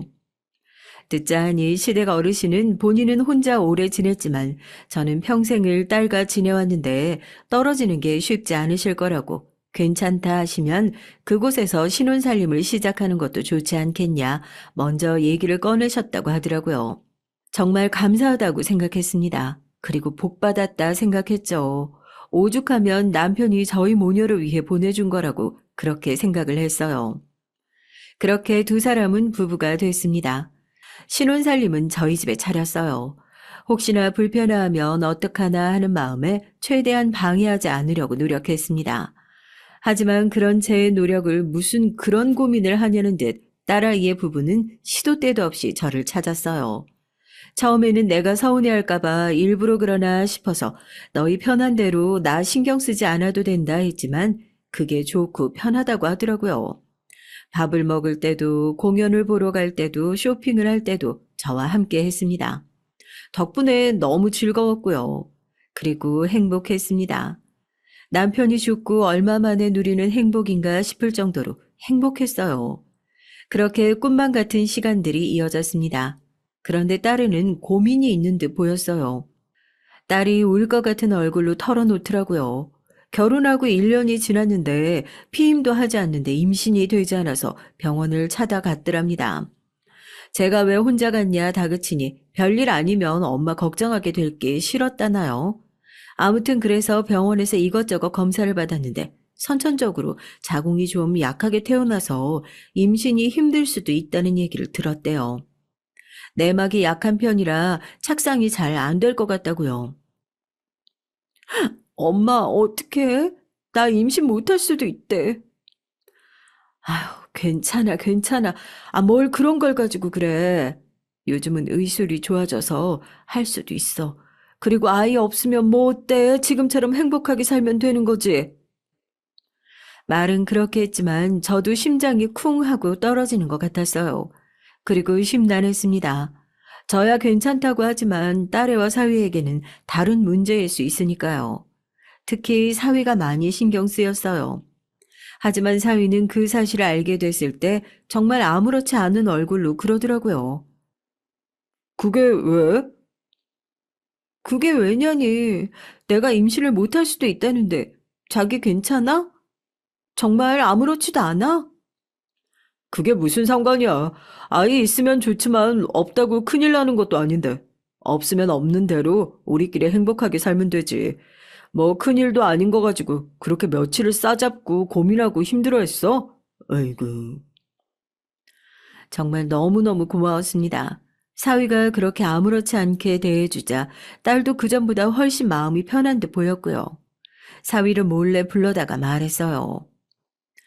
그렇게 말해줘서 너무 고맙네. 뭐가요? 전 정말 진심이에요. 사위는 말만 그렇게 한 게 아니었습니다. 행동으로 보여줬어요. 그전보다 더 세심하게 딸아이를 챙겼고 태도도 늘 한결같았고요. 그런 사위에 대한 제 믿음은 더더욱 커져만 갔습니다. 아이가 없어도 지금처럼 행복하게만 살면 좋겠다고 생각했죠. 사위를 보고 간 지인들이 하나같이 했던 말이 있어요. 아이고, 사위 잘 봤네. 사람이 너무 좋다. 그러게, 무슨 복이야, 그래? 아유, 나도 저런 사위 보면 소원이 없겠네. 정말 저도 그 말에 진심으로 공감했습니다. 그렇게 2년이 더 흘렀어요. 병원에서 여러 시술을 받았지만 딸에는 여전히 임신이 되지 않았습니다. 그것과는 별개로 사위와는 아주 사이가 좋아 보였지만 말이죠. 하지만 딸에는 말이 없어지고 점점 혼자 있는 시간이 많아졌어요. 어느 날 사위가 와서 말을 하더라고요. 아무래도 우울증인 것 같아요.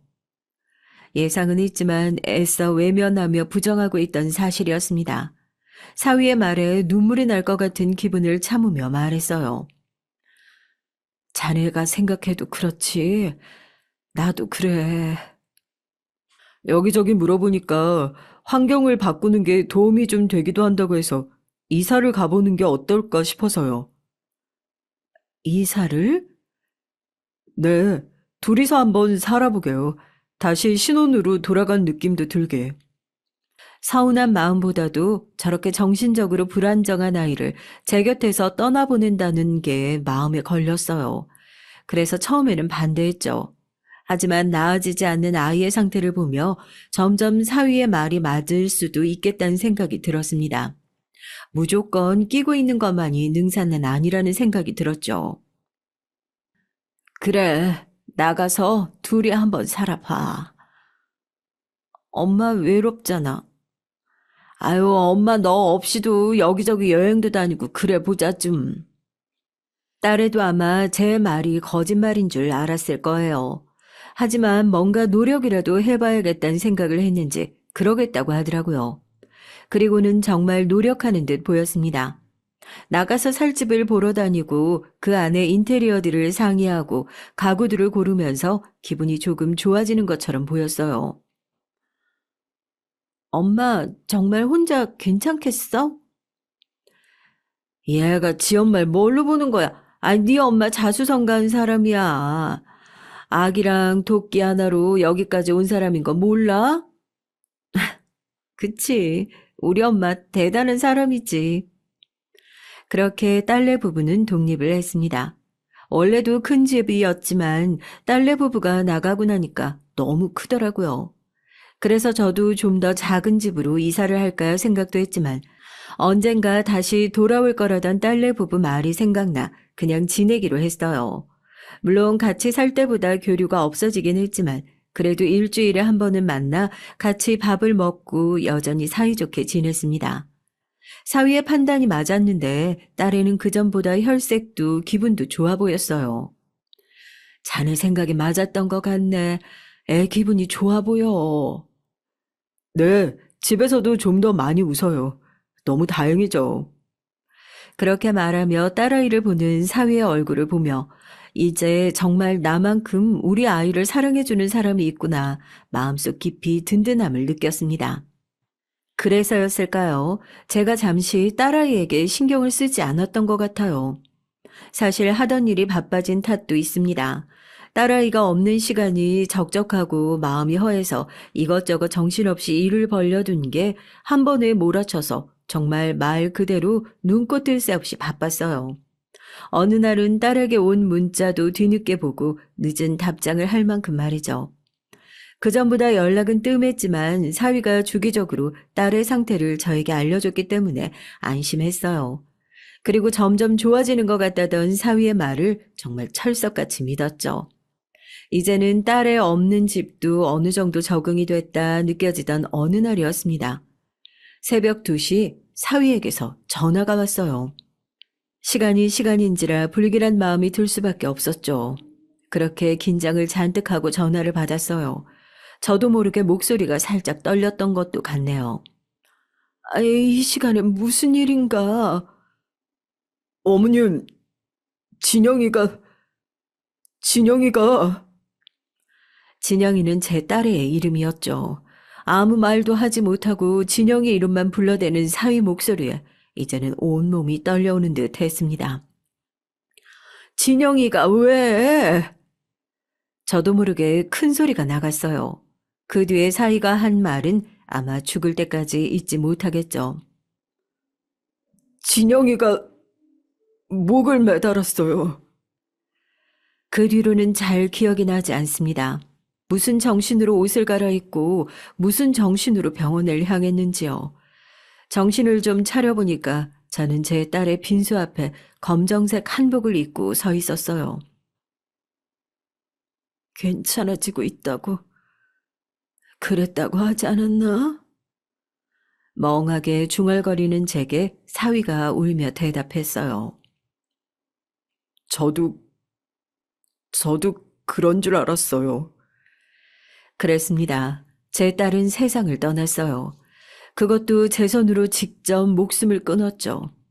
누가 왔는지 아닌지 이런 걸 챙길 여력도 정신도 없이 딸의 영정 앞에서 하루 종일 아무것도 먹지 못하고 멍하니 앉아만 있었습니다.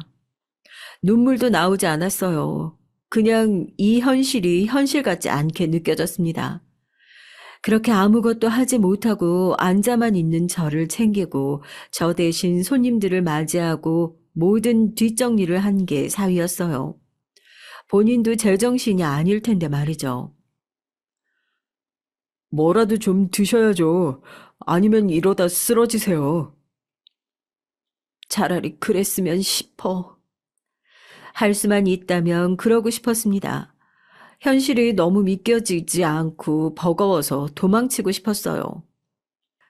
그러시면 진영이가 슬퍼해요. 우리 진영이가 나를 두고 이럴 리가 없는데, 어? 그렇지 않나? 아, 이게 말이 되냐고. 우리 진영이가 엄마를 두고 어떻게 그런 생각을 해? 사위가 저를 안아줬습니다. 그리고는 펑펑 울더라고요. 그렇게 한참을 부둥켜 안고 울었던 기억이 납니다. 장례를 다 치르고 나니까 사위가 편지 한 통을 주더라고요. 딸의 편지였어요. 마음의 정리가 좀 되셨을 때 드릴까 했는데 그걸 제 마음대로 결정하는 게 아닌 것 같아서요. 고맙네. 사위가 전해준 편지의 내용은 이랬습니다. 사랑하는 엄마, 나야 진영이. 엄마한테 이 편지를 쓰게 되는 날이 올 줄은 몰랐는데 좋은 딸이 되지 못해서 너무 미안해. 그리고 너무 고마워. 내 엄마가 되어줘서. 나도 누군가에게 엄마같이 좋은 엄마가 되고 싶었는데. 차마 끝맺지 못한 편지는 그 내용이 다였습니다. 아이를 갖지 못하는 걸로 힘들어한다는 것도 우울증에 왔었다는 것도 알고 있었지만 이렇게 스스로 생을 마감할 정도로 힘들어하는 줄은 정말 꿈에도 몰랐어요. 너무 미안하고 제 자신을 용서할 수가 없었죠. 그렇게 힘들어하는데 알지 못했을까? 왜 웃는 걸 보고 괜찮아진 거라고 생각했던 걸까? 사위가 준 편지를 읽고 또 읽었습니다. 그 세 줄이 가슴에 콱 박혀서 밥도 먹지 못하고 잠도 자지 못했어요. 한 번은 사위가 죽을 들고 찾아와 권했지만 차마 입으로 넘기지 못했죠. 자네도 이제 그만 찾아와도 되네. 아니요. 어머님 괜찮아지실 때까지, 아니, 괜찮아지셔도 올 거예요. 이제 어머님 자식은 저뿐이잖아요. 그렇게 사위는 틈만 나면 저희 집에 뭔가를 사들고 들렸습니다. 하지만 저의 고통은 나아지지 않았죠. 하는 일도 그만두고 방에 틀어박혀 있었어요. 그렇게 하루 이틀 시간이 지나고 보니까 이 현실이 실감이 났습니다. 아, 이제 진짜 나는 혼자구나. 이 세상에 내 가족은 아무도 없구나. 남편도 딸도 다 없구나 하고 말이죠. 그런 생각이 들자마자 나도 그들을 따라가야겠다는 생각이 온 머리를 지배했어요. 내가 살아서 뭐하나, 돈을 벌어 뭐하나, 아무 의미도 없고 기쁨도 보람도 그 어떤 것도 없는데 말이죠. 살아있다는 게, 숨을 쉰다는 게 더 고통스러웠습니다. 죽기로 마음먹은 날 변호사를 불렀어요. 유사시에 제 재산의 반은 기부를 하고 반은 사위에게 주는 걸로 유언장을 바꿀까 해요. 반이나요? 진심이세요? 이제 물려줄 자식이 있는 것도 아니고 사위가 그동안 아들처럼 저희 모녀에게 너무 잘했으니까 그 정도는 받아도 된다고 생각해요. 사장님 반이라고 해도 100억이 넘어가는 돈이에요. 신중하게 생각하시고. 충분히 많이 생각했습니다. 일단 유언장 내용부터 바꿨어요. 원래는 전 재산을 딸애한테 주는 걸로 되어 있었는데 반은 기부를 하고 반은 사위에게 주는 걸로 말이죠. 어차피 물려줄 누군가가 있는 것도 아니고 죽을 생각을 하는 마당에 100억, 200억이 하나도 와닿지 않았어요. 그냥 이 돈으로 남겨진 사위라도 행복하게 살았으면 하는 마음이 있었죠. 그렇게 유언장을 수정하고 집으로 돌아와 침대에 누웠습니다. 마음을 먹고 나니까 그제야 잠이 좀 쏟아지더라고요. 그렇게 얼마나 잤을까요? 누군가 배를 누르는 소리에 일어났습니다. 사모님, 안녕하세요. 저희 집 일을 봐주시던 파출부 아줌마셨어요. 저희 집 일만 15년 이상 봐주신 분이었습니다. 딸아이를 거의 저랑 같이 키워주신 분이죠. 아이의 장례식장에서도 제일 많이 우신 분 중 한 분이셨고요. 아유, 뭐 두고 가신 게 있으세요? 제가 그만 나오라고 했거든요. 퇴직금으로 집 한 채 값을 드렸더니 괜찮다고 10번은 넘게 거절하셨어요. 겨우 들려서 돌려보낸 게 일주일 전쯤이었습니다. 그걸 또 돌려주러 오셨나 보다 하는 생각에 일단은 안으로 들어오시라고 했죠.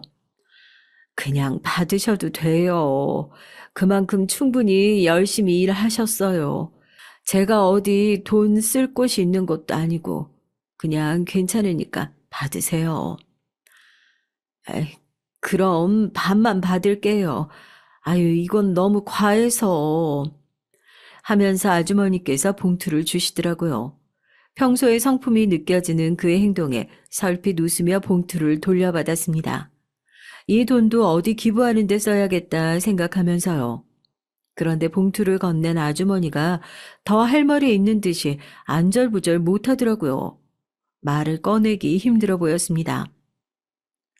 아, 무슨 일 있으세요? 제가 도와드릴 수 있는 일이면 도와드릴 테니까 말씀하세요.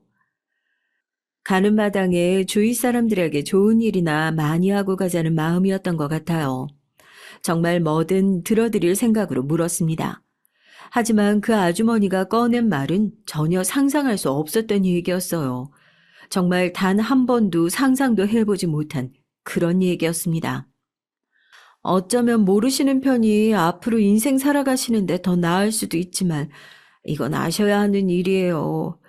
제가 결정할 수 있는 문제가 아닌 것 같습니다. 도대체 무슨 소리를 하는지 모르겠더라고요. 그래서 얼떨떨하게 되물었습니다. 무슨 소리를 하시는 거예요? 따님분 집에서 일했던 파출부가 제 소개로 간 분이신 거는 아시죠? 그랬습니다. 딸의 집에 일하는 파출부도 저희 집에서 일하던 아주머니가 소개해 주셔서 믿고 고용한 분이었어요. 근데 갑자기 그 말을 꺼낸 게 이상했어요. 아, 그랬죠. 근데 그거는 왜... 그 친구가 이걸 찾았는데 아무래도 어머님께서 보셔야 할 것 같다고 저한테 전해주더라고요. 작은 수첩과 녹음기였습니다. 그 수첩은 따님 일기장이고 녹음기는 따님분이랑 사위분 음성이 녹음되어 있는데 녹음본은 저는 못 들었어요. 내용은 대충 들었는데 아휴, 너무 고통스러우시더라도 꼭 다 들으시고 정신 똑바로 챙기셔서 살아내셔야 돼요. 예? 꼭이요. 일이 좀 마무리되고 나중에 들어보니 제가 꼭 죽을 사람처럼 자신을 대했다고 아주머니가 그러시더라고요. 그래서 그렇게 말했다고. 아주머니가 주고 간 수첩과 녹음기를 받아들고 한동안 읽지도 들지도 못하고 멍하니 앉아 있었습니다. 왜 그런 기분 아실까 모르겠어요. 엄청난 사실을 알게 될 것만 같을 때 차라리 모른 척 할까 하는 마음과 반드시 알아야 할 것 같은 기분이 드는 그런 기분 말이에요. 심장이 정말 입 밖으로 튀어나올 만큼 빠르게 뛰었습니다. 숨을 몰아쉬고 수첩을 들어 첫 페이지를 넘겼어요. 그 수첩은 다름 아닌 딸의 일기장이었습니다. 일기의 시작은 딸이 처음 임신이 어렵다는 얘기를 듣던 날에서 시작됐어요. 엄마가 될 수 없다는 얘기를 들었을 때의 절망감, 그리고 슬픔, 그런 것들이 적혀 있었습니다. 읽으면서 딸의 마음이 느껴져서 눈물이 났죠. 이렇게 고통스럽고 슬퍼하다가 갔나 싶어서 정말 몰라준 제 자신을 용서할 수 없었습니다. 하지만 일기를 한 장 한 장 넘어갈수록 아이는 극복해 나가고 있었어요. 일기의 내용에는 점점 희망이 가득했고 자신을 사랑하고 아껴주는 저와 남편에 대한 감사함이 그득했습니다. 운동도 하고 책도 읽으면서 하루하루를 알차게 살아내고 있는 게 일기장에 그대로 적혀 있었죠. 일기를 읽을수록 더더욱 의문에 휩싸였습니다. 이렇게 희망을 품고 일상의 감사함을 느끼며 살아가던 아이가 하루아침에 어떻게 그런 선택을 할 수가 있단 말입니까? 그런데 일기를 넘기면 넘길수록 그 이유를 알 수 있었죠. 제 표정은 점점 충격으로 굳어갔습니다. 아무래도 남편에게 다른 여자가 생긴 것 같다. 충격으로 수첩을 떨어뜨릴 뻔했어요. 겨우 손에 힘을 주고 잡았습니다. 얼마나 힘을 꽉 쥐었던지 손이 덜덜 떨리고 나중에 보니까 수첩에 손톱 자국이 깊게 나 있더라고요. 일기의 내용은 계속됐습니다. 처음에는 내가 과민한 거라고 생각했는데 아니었다. 술을 먹고 들어온 날에 내 이름을 다르게 부르고 언제나 끼워져 있던 약지의 결혼 반지가 바지 주머니에서 나오고 옷에서 여자 향수의 냄새가 난다. 덜덜 떨리는 손을 마주 잡고 계속 읽어 나갔습니다. 확인하기 무서워서 아무 말도 안 했더니 남편은 점점 더 대담해진다. 차 안에 여자 귀걸이가 나오고 스타킹이 나온다. 그리고 남편이 서랍에 숨겨둔 나한테 줄 거라 생각하고 모른 척했던 귀걸이가 사라졌다. 일기는 점점 더 읽기 고통스러운 내용들이 나왔어요. 엄마에게 말하면 슬퍼하시겠지? 나부터도 내가 아이를 갖지 못해서 남편이 일어나 싶은데 엄마도 혹시나 그런가 싶어서 힘들어하시면 어떡하지? 그냥 조용히 이혼을 할 방법을 찾아봐야겠다. 엄마가 몰랐으면 좋겠는데. 아이는 사위와 이혼을 할 생각이었어요. 그게 아이가 죽기 일주일 전 내용이었습니다. 그 뒤로는 일기를 쓰지 않았더라고요. 불과 일주일 전까지만 하더라도 남편의 외도를 알고 이혼을 할 생각을 하던 아이가 일주일 뒤에 자신의 손으로 스스로 생을 마감했다니 정말 상상도 하고 싶지 않은 어떤 생각이 들었습니다. 그리고 눈물이 났어요. 슬픔인지 분노인지 모를 눈물이요. 덜덜 떨리는 손으로 녹음기를 켰습니다. 그 안에는 싸우는 듯한 딸과 사위의 음성이 담겨 있었죠. 그런 딸과 그런 사위의 목소리를 처음 들어보는 것이었어요. 그래서 이혼 못하겠다는 거야? 그 정도로 뭘 이혼을 해? 내가 너랑 헤어지고 걔랑 살겠다고 했어? 뭐랬어? 아니 그냥 잠깐 데리고 논 거라니까.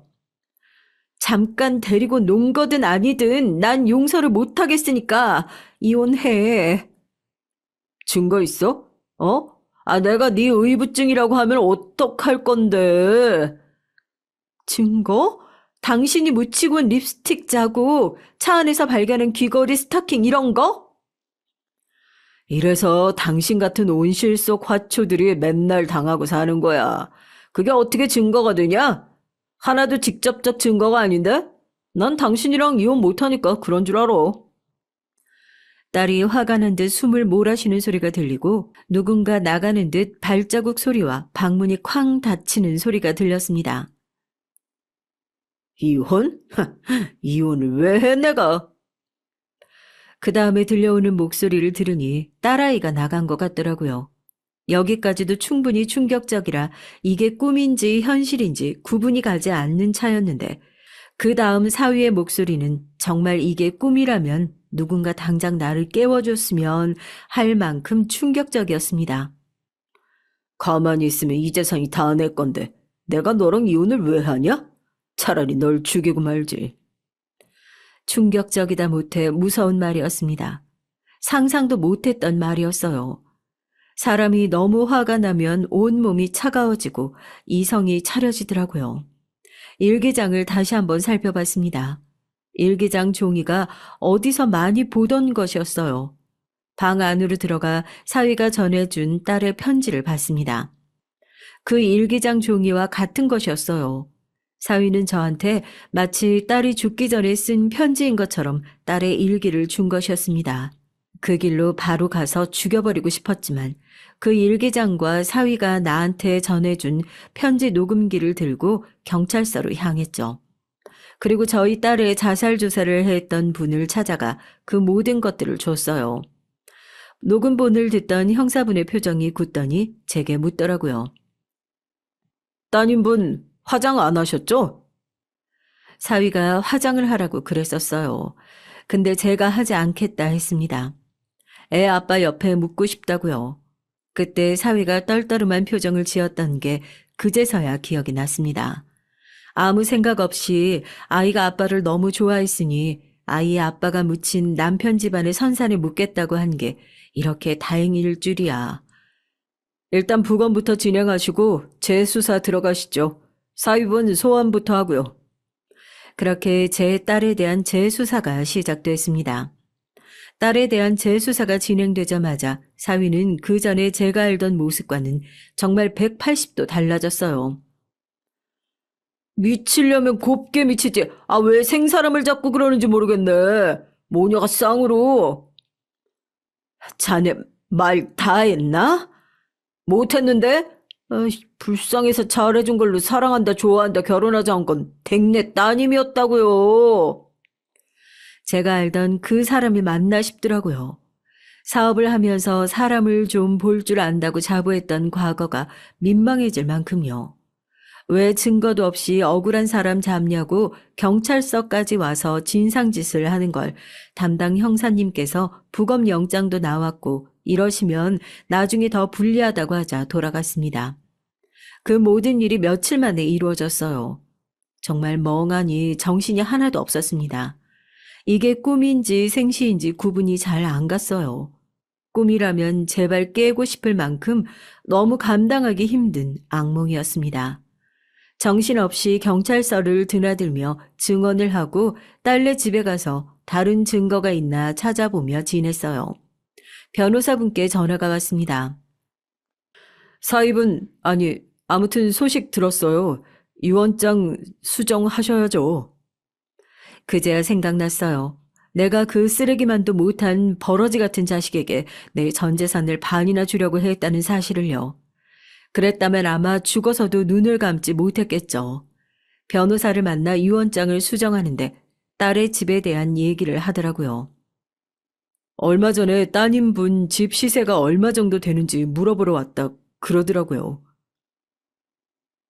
그 자식이요? 네. 어이가 없어서 웃음이 나오더라고요. 그 집은 제가 사준 집이었습니다. 나중에 재산 문제를 정리할 때 복잡해지는 게 싫어서 일단은 제 명의로 해둔 집이었어요. 아무래도 그 자식은 그걸 몰랐던 모양입니다. 사장님 명의로 되어 있다고 하니까 돌아갔다고 하더라고요. 그게 언제쯤인지 알 수 있을까요? 장례 치르고 한 일주일쯤 지났던 것 같아요, 정황상.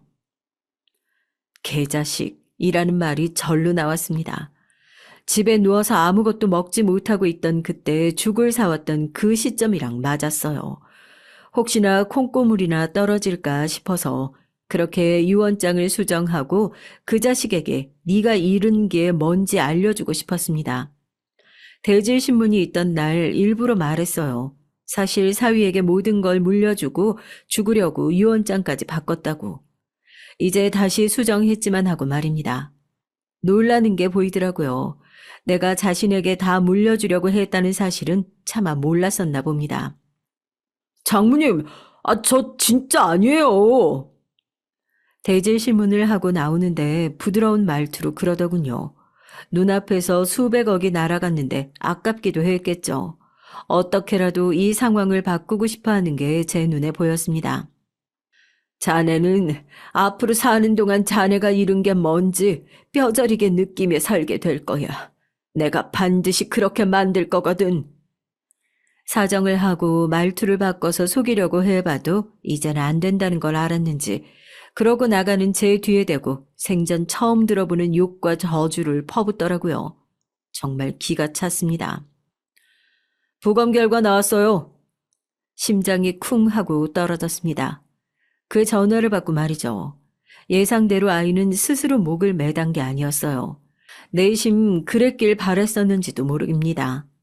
누군가에게 억울하게 죽음을 당한 게 아니라 스스로 목숨을 끊은 거라고 말이죠. 그러면 덜 고통스럽고 덜 억울할 텐데. 그 말을 듣자마자 정말 짐승 같은 울음소리가 속 깊은 곳에서부터 나왔어요.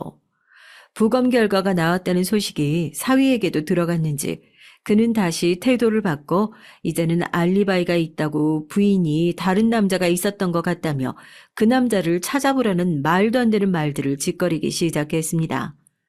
역시 인간이 아니었어요. 사위는 구속되어도 말도 안 되는 소리를 하며 심지어는 자기가 알리바이가 있다는 말을 했다고 합니다. 그러면서 내연 관계를 인정했어요. 그 여자랑 같이 있었다고요. 그 말을 듣고 그녀를 직접 만나봐야겠다는 생각을 했어요. 의외로 쉽게 저를 만나주더라고요. 안녕하세요. 생각보다 평범하고 순하게 생긴 여자였어요. 늘 그렇듯 사람은 정말 겉만 보고는 알 수 없다고 다시 한번 생각했습니다. 나중에 후회할 선택하지 말라는 얘기를 하려고 불렀어요. 제가 그렇게 말하니 그녀는 저를 빤히 쳐다보기만 하고 아무 말을 하지 않더라고요. 그리고 조용히 자신의 휴대폰을 저에게 건넸습니다. 그리고 말하더군요. 딱히 제가 착해서 이러는 건 아니에요. 다만 전 이런 결말을 원한 건 절대 아니었어요. 죄송합니다. 그렇게 말하고 두고 간 그녀의 휴대폰에는 정말 엄청난 얘기들이 저장되어 있었습니다. 딸애가 그렇게 된 날로 보이는 날에 톡이 있었어요. 오늘도 뭐다? 나 지금 좀 큰일 났어. 무슨 큰일? 하도 지랄을 해서 잠깐 누른다는 게. 뭐가? 뭘 눌러? 아, 몰라. 일단 나중에 연락할게. 조용히 기다려. 그리고 한동안 톡이 없었죠. 그러다가 온 톡 내용이 있었습니다. 자기, 그날 나랑 같이 있었다고 해줄 수 있어? 그날? 와이프 죽은 날. 정말 결정적인 증거였어요. 그냥 제가 죽여버리고 싶었습니다. 법의 심판이고 뭐고 이미 죽은 제 딸은 돌아오지 않는데 그 개자식은 살아서 숨쉬고 밥을 먹고 걸어 다닌다는 사실이 정말 참을 수 없을 정도로 화가 났어요. 하지만 정신을 다 잡고 몇 번이나 스스로를 달래가며 그 휴대폰을 들고 경찰서로 향했습니다. 이걸 그 내연녀가 직접 어머님께 들고 와서 줬다고요? 네, 죄송하다면서요. 그래도 그 여자는 최소한의 양심이라도 있네. 담당 형사분이 일이 수월하게 풀리겠다며 그 휴대폰을 받아가셨어요. 나중에 들어보니 그 휴대폰을 저한테 넘긴 걸로 그 자식은 엄청나게 분노를 했다고 합니다. 자신이 이제 빈털터리가 되어 그년이 나를 버리고 저한테 붙은 거라고요. 그게 사실이든 아니든 상관없었습니다. 그 자식에게 할 수 있는 최대한의 형벌을 줄 수만 있다면 제 영혼이라도 팔 수 있었어요. 그렇게 재판이 진행됐습니다. 검사님은 그에게 무기징역을 구형했고 사위 측은 우발적인 살인이라며 그 구형이 과하다고 주장을 하더라고요. 용서고 뭐고 어차피 할 생각도 없었지만 그 태도에 정말 더 화가 났어요. 그래서 정신적 피해 보상과 살던 집 시세를 알아본 점 등등으로 사기죄 등등 걸 수 있는 모든 걸 민사소송을 걸었어요. 길고 지리한 싸움이 되더라도 반드시 모든 걸 다 빼앗겠다는 일념으로 말이죠. 정말 셀 수 없는 횟수의 재판이 있었습니다. 어느 날은 제게 휴대폰을 주고 갔던 그 내연녀를 찾아봤어요. 제 증언이 필요하시면 언제든 말씀하세요. 자기 빈털털이 됐다고 버린 거라고 난리치던데요. 알아요. 하지만 그렇지 않았대도 이렇게 했을 겁니다. 사람이 사람을 그렇게 한 건 용납하고 말고 할 문제는 아니잖아요. 그리고 다시 한번 죄송합니다.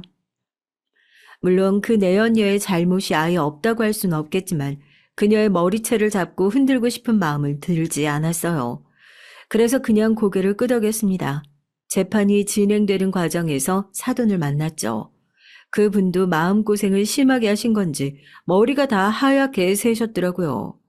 저를 보자마자 괴로운 얼굴로 울면서 무릎을 꿇으셨습니다. 정말 어떻게 무슨 말을 해야 할지 모르겠습니다. 아들 잘못 키운 제 죄도 큽니다. 눈물이 나왔어요. 너무 미웠고요. 어떻게 그런 아들을 세상에 내놓을 생각을 했냐. 정말 그런 놈인 줄 몰랐냐. 내 딸 살려내라. 그 앞에서 울며 불며 소리를 쳤죠. 얼마나 많이 울고 소리를 질렀던지 저는 쓰러졌습니다. 정신을 차려보니 병원이더라고요. 와도 이 병원을 왔네. 딸의 장례를 치른 병원이었습니다. 한참을 멍하니 앉아있다가 링거를 다 맞지도 않고 제 손으로 뽑아낸 다음 딸을 보낸 그 장례식장으로 홀린 듯 걸어갔어요. 그날도 누군가의 죽음으로 산 사람들의 짐승 같은 울음소리가 들려왔죠. 장례식장 로비에 털썩 주저앉아 소리 없이 울었습니다. 사실 그때도 지금도 제 딸이 더 이상 이 세상에 없다는 것이 믿기지가 않아요. 아직도 꿈 같거든요. 엄마가 그놈 반드시 죗값 치르게 할게. 꼭. 그 장례식장 바닥에 앉아서 오열하며 딸에게 몇 번이나 다짐 같은 약속을 했어요. 25년형. 정말 말도 안 되고 터무니없이 낮은 형량이죠. 누군가의 삶을 앗아간 대가로 말입니다. 형이 확정되고 정말 너무 힘들었어요. 그 자식이 25년 뒤에 사회에 나와서 멀쩡하게 돌아다니고 밥을 먹고 남들과 같이 살아갈 것을 생각하니까 정말 피가 거꾸로 솟았습니다. 그리고 생각했어요. 그놈이 사회에 나왔을 때까지 내가 살아있어야겠다고 말이죠. 그래서 제대로 살 수 없게 가는 곳마다 저놈이 무슨 짓을 저질렀는지 알려야겠다. 죽을 때까지 그렇게 해야겠다 생각했습니다. 참 웃기죠. 그 쳐 죽이고 싶은 놈이 또 제 삶의 원동력이 됐다는 게 말입니다. 지금은 그놈이 사회에서 매장된 것처럼 보여요. 기사가 수백 개가 났고 딸의 사건을 방송국에서 취재를 해 TV에도 나왔거든요. 하지만 전 알고 있습니다. 이 관심과 그놈에 대한 손가락질도 세월과 함께 옅어질 거라는 사실을 말이죠. 그래서 저는 더더욱 살아내야겠다 했어요. 모두가 다 잊는다고 해도 저만큼은 절대로 잊지 않고 끝까지 남아서 저놈이 무슨 죄를 저질렀는지 죽을 때까지 알려줘야 했습니다. 집도 회사도 가족도 그놈은 제 스스로 자신의 인생을 망쳤어요. 그리고 제 딸과 저, 택시 운전을 하며 아들을 어렵게 키운 자신의 아버지, 그 본인의 가족들 인생까지 다 망가뜨렸죠. 사돈은 동네에 소문이 다 나서 얼굴을 들고 다닐 수 없게 된 모양이더라고요. 하던 택시를 접고 작은 시골 마을로 내려갔다고 들었습니다. 고향에도 소문이 다 나서 그 고향마저 갈 수 없게 된 것 같더라고요.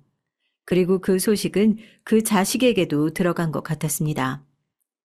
저희 아버지 보신 적 있으세요? 왜 그걸 나한테 묻나?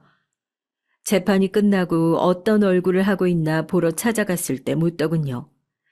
사돈은 정말 한 번도 찾아오지 않은 것 같았어요. 영치금도 아무것도 넣어주지 않은 것 같았습니다.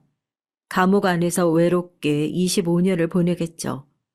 그제야 자신의 상황이 절절히 실감되는 얼굴로 묻더군요.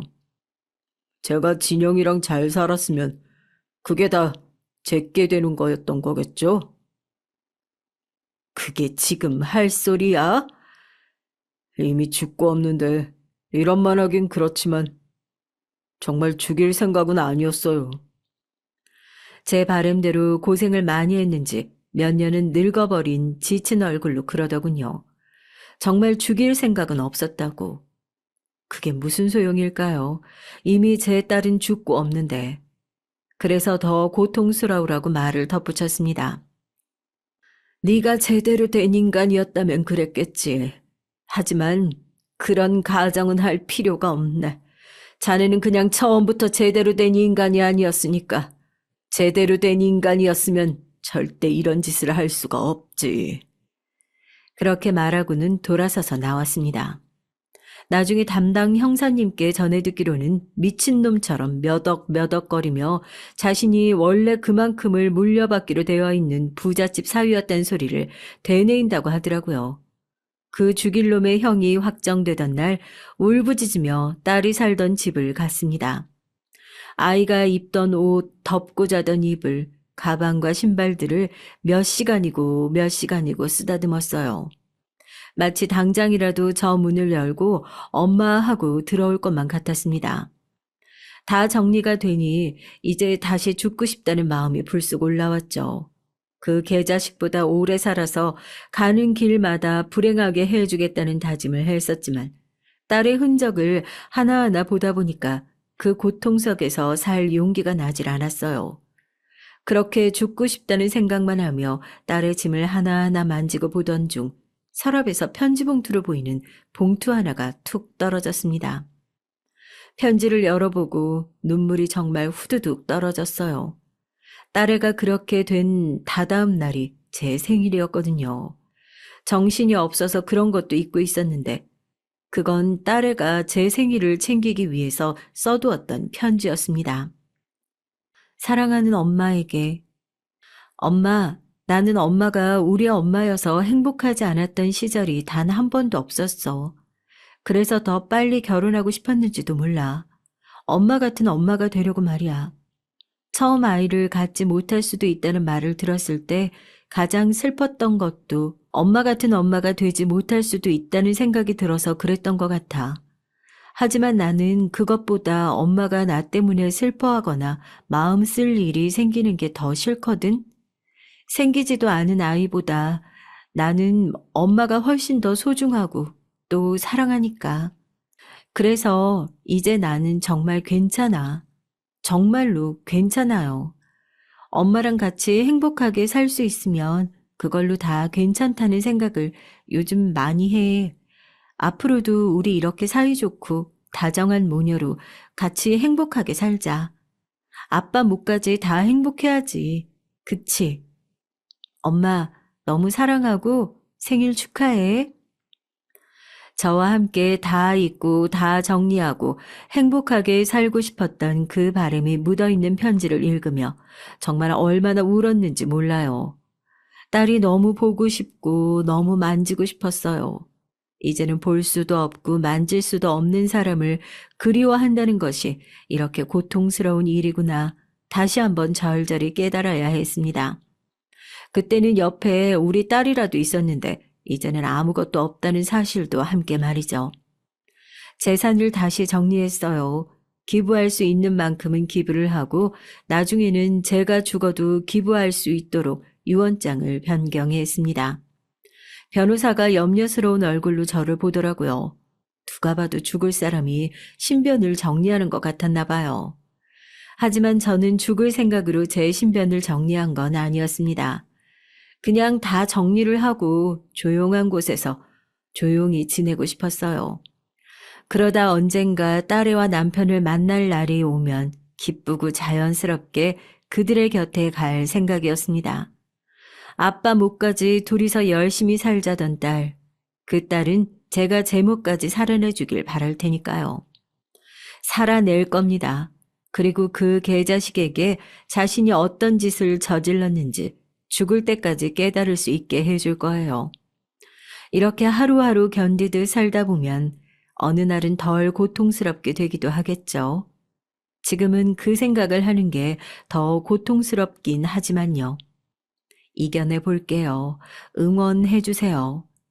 진영아, 너는 나에게 정말 세상에서 가장 소중한 존재였단다. 엄마는 너로 인해 너무너무 행복했어.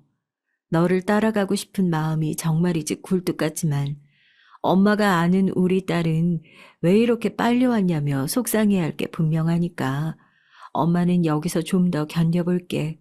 그리고 너를 그렇게 만든 그놈에게 끝까지 알려줄게. 어떤 죄를 저질렀는지 말이야. 우리 딸 많이 많이 사랑하고 많이 많이 보고 싶구나. 엄마 꿈에 자주 나와주렴.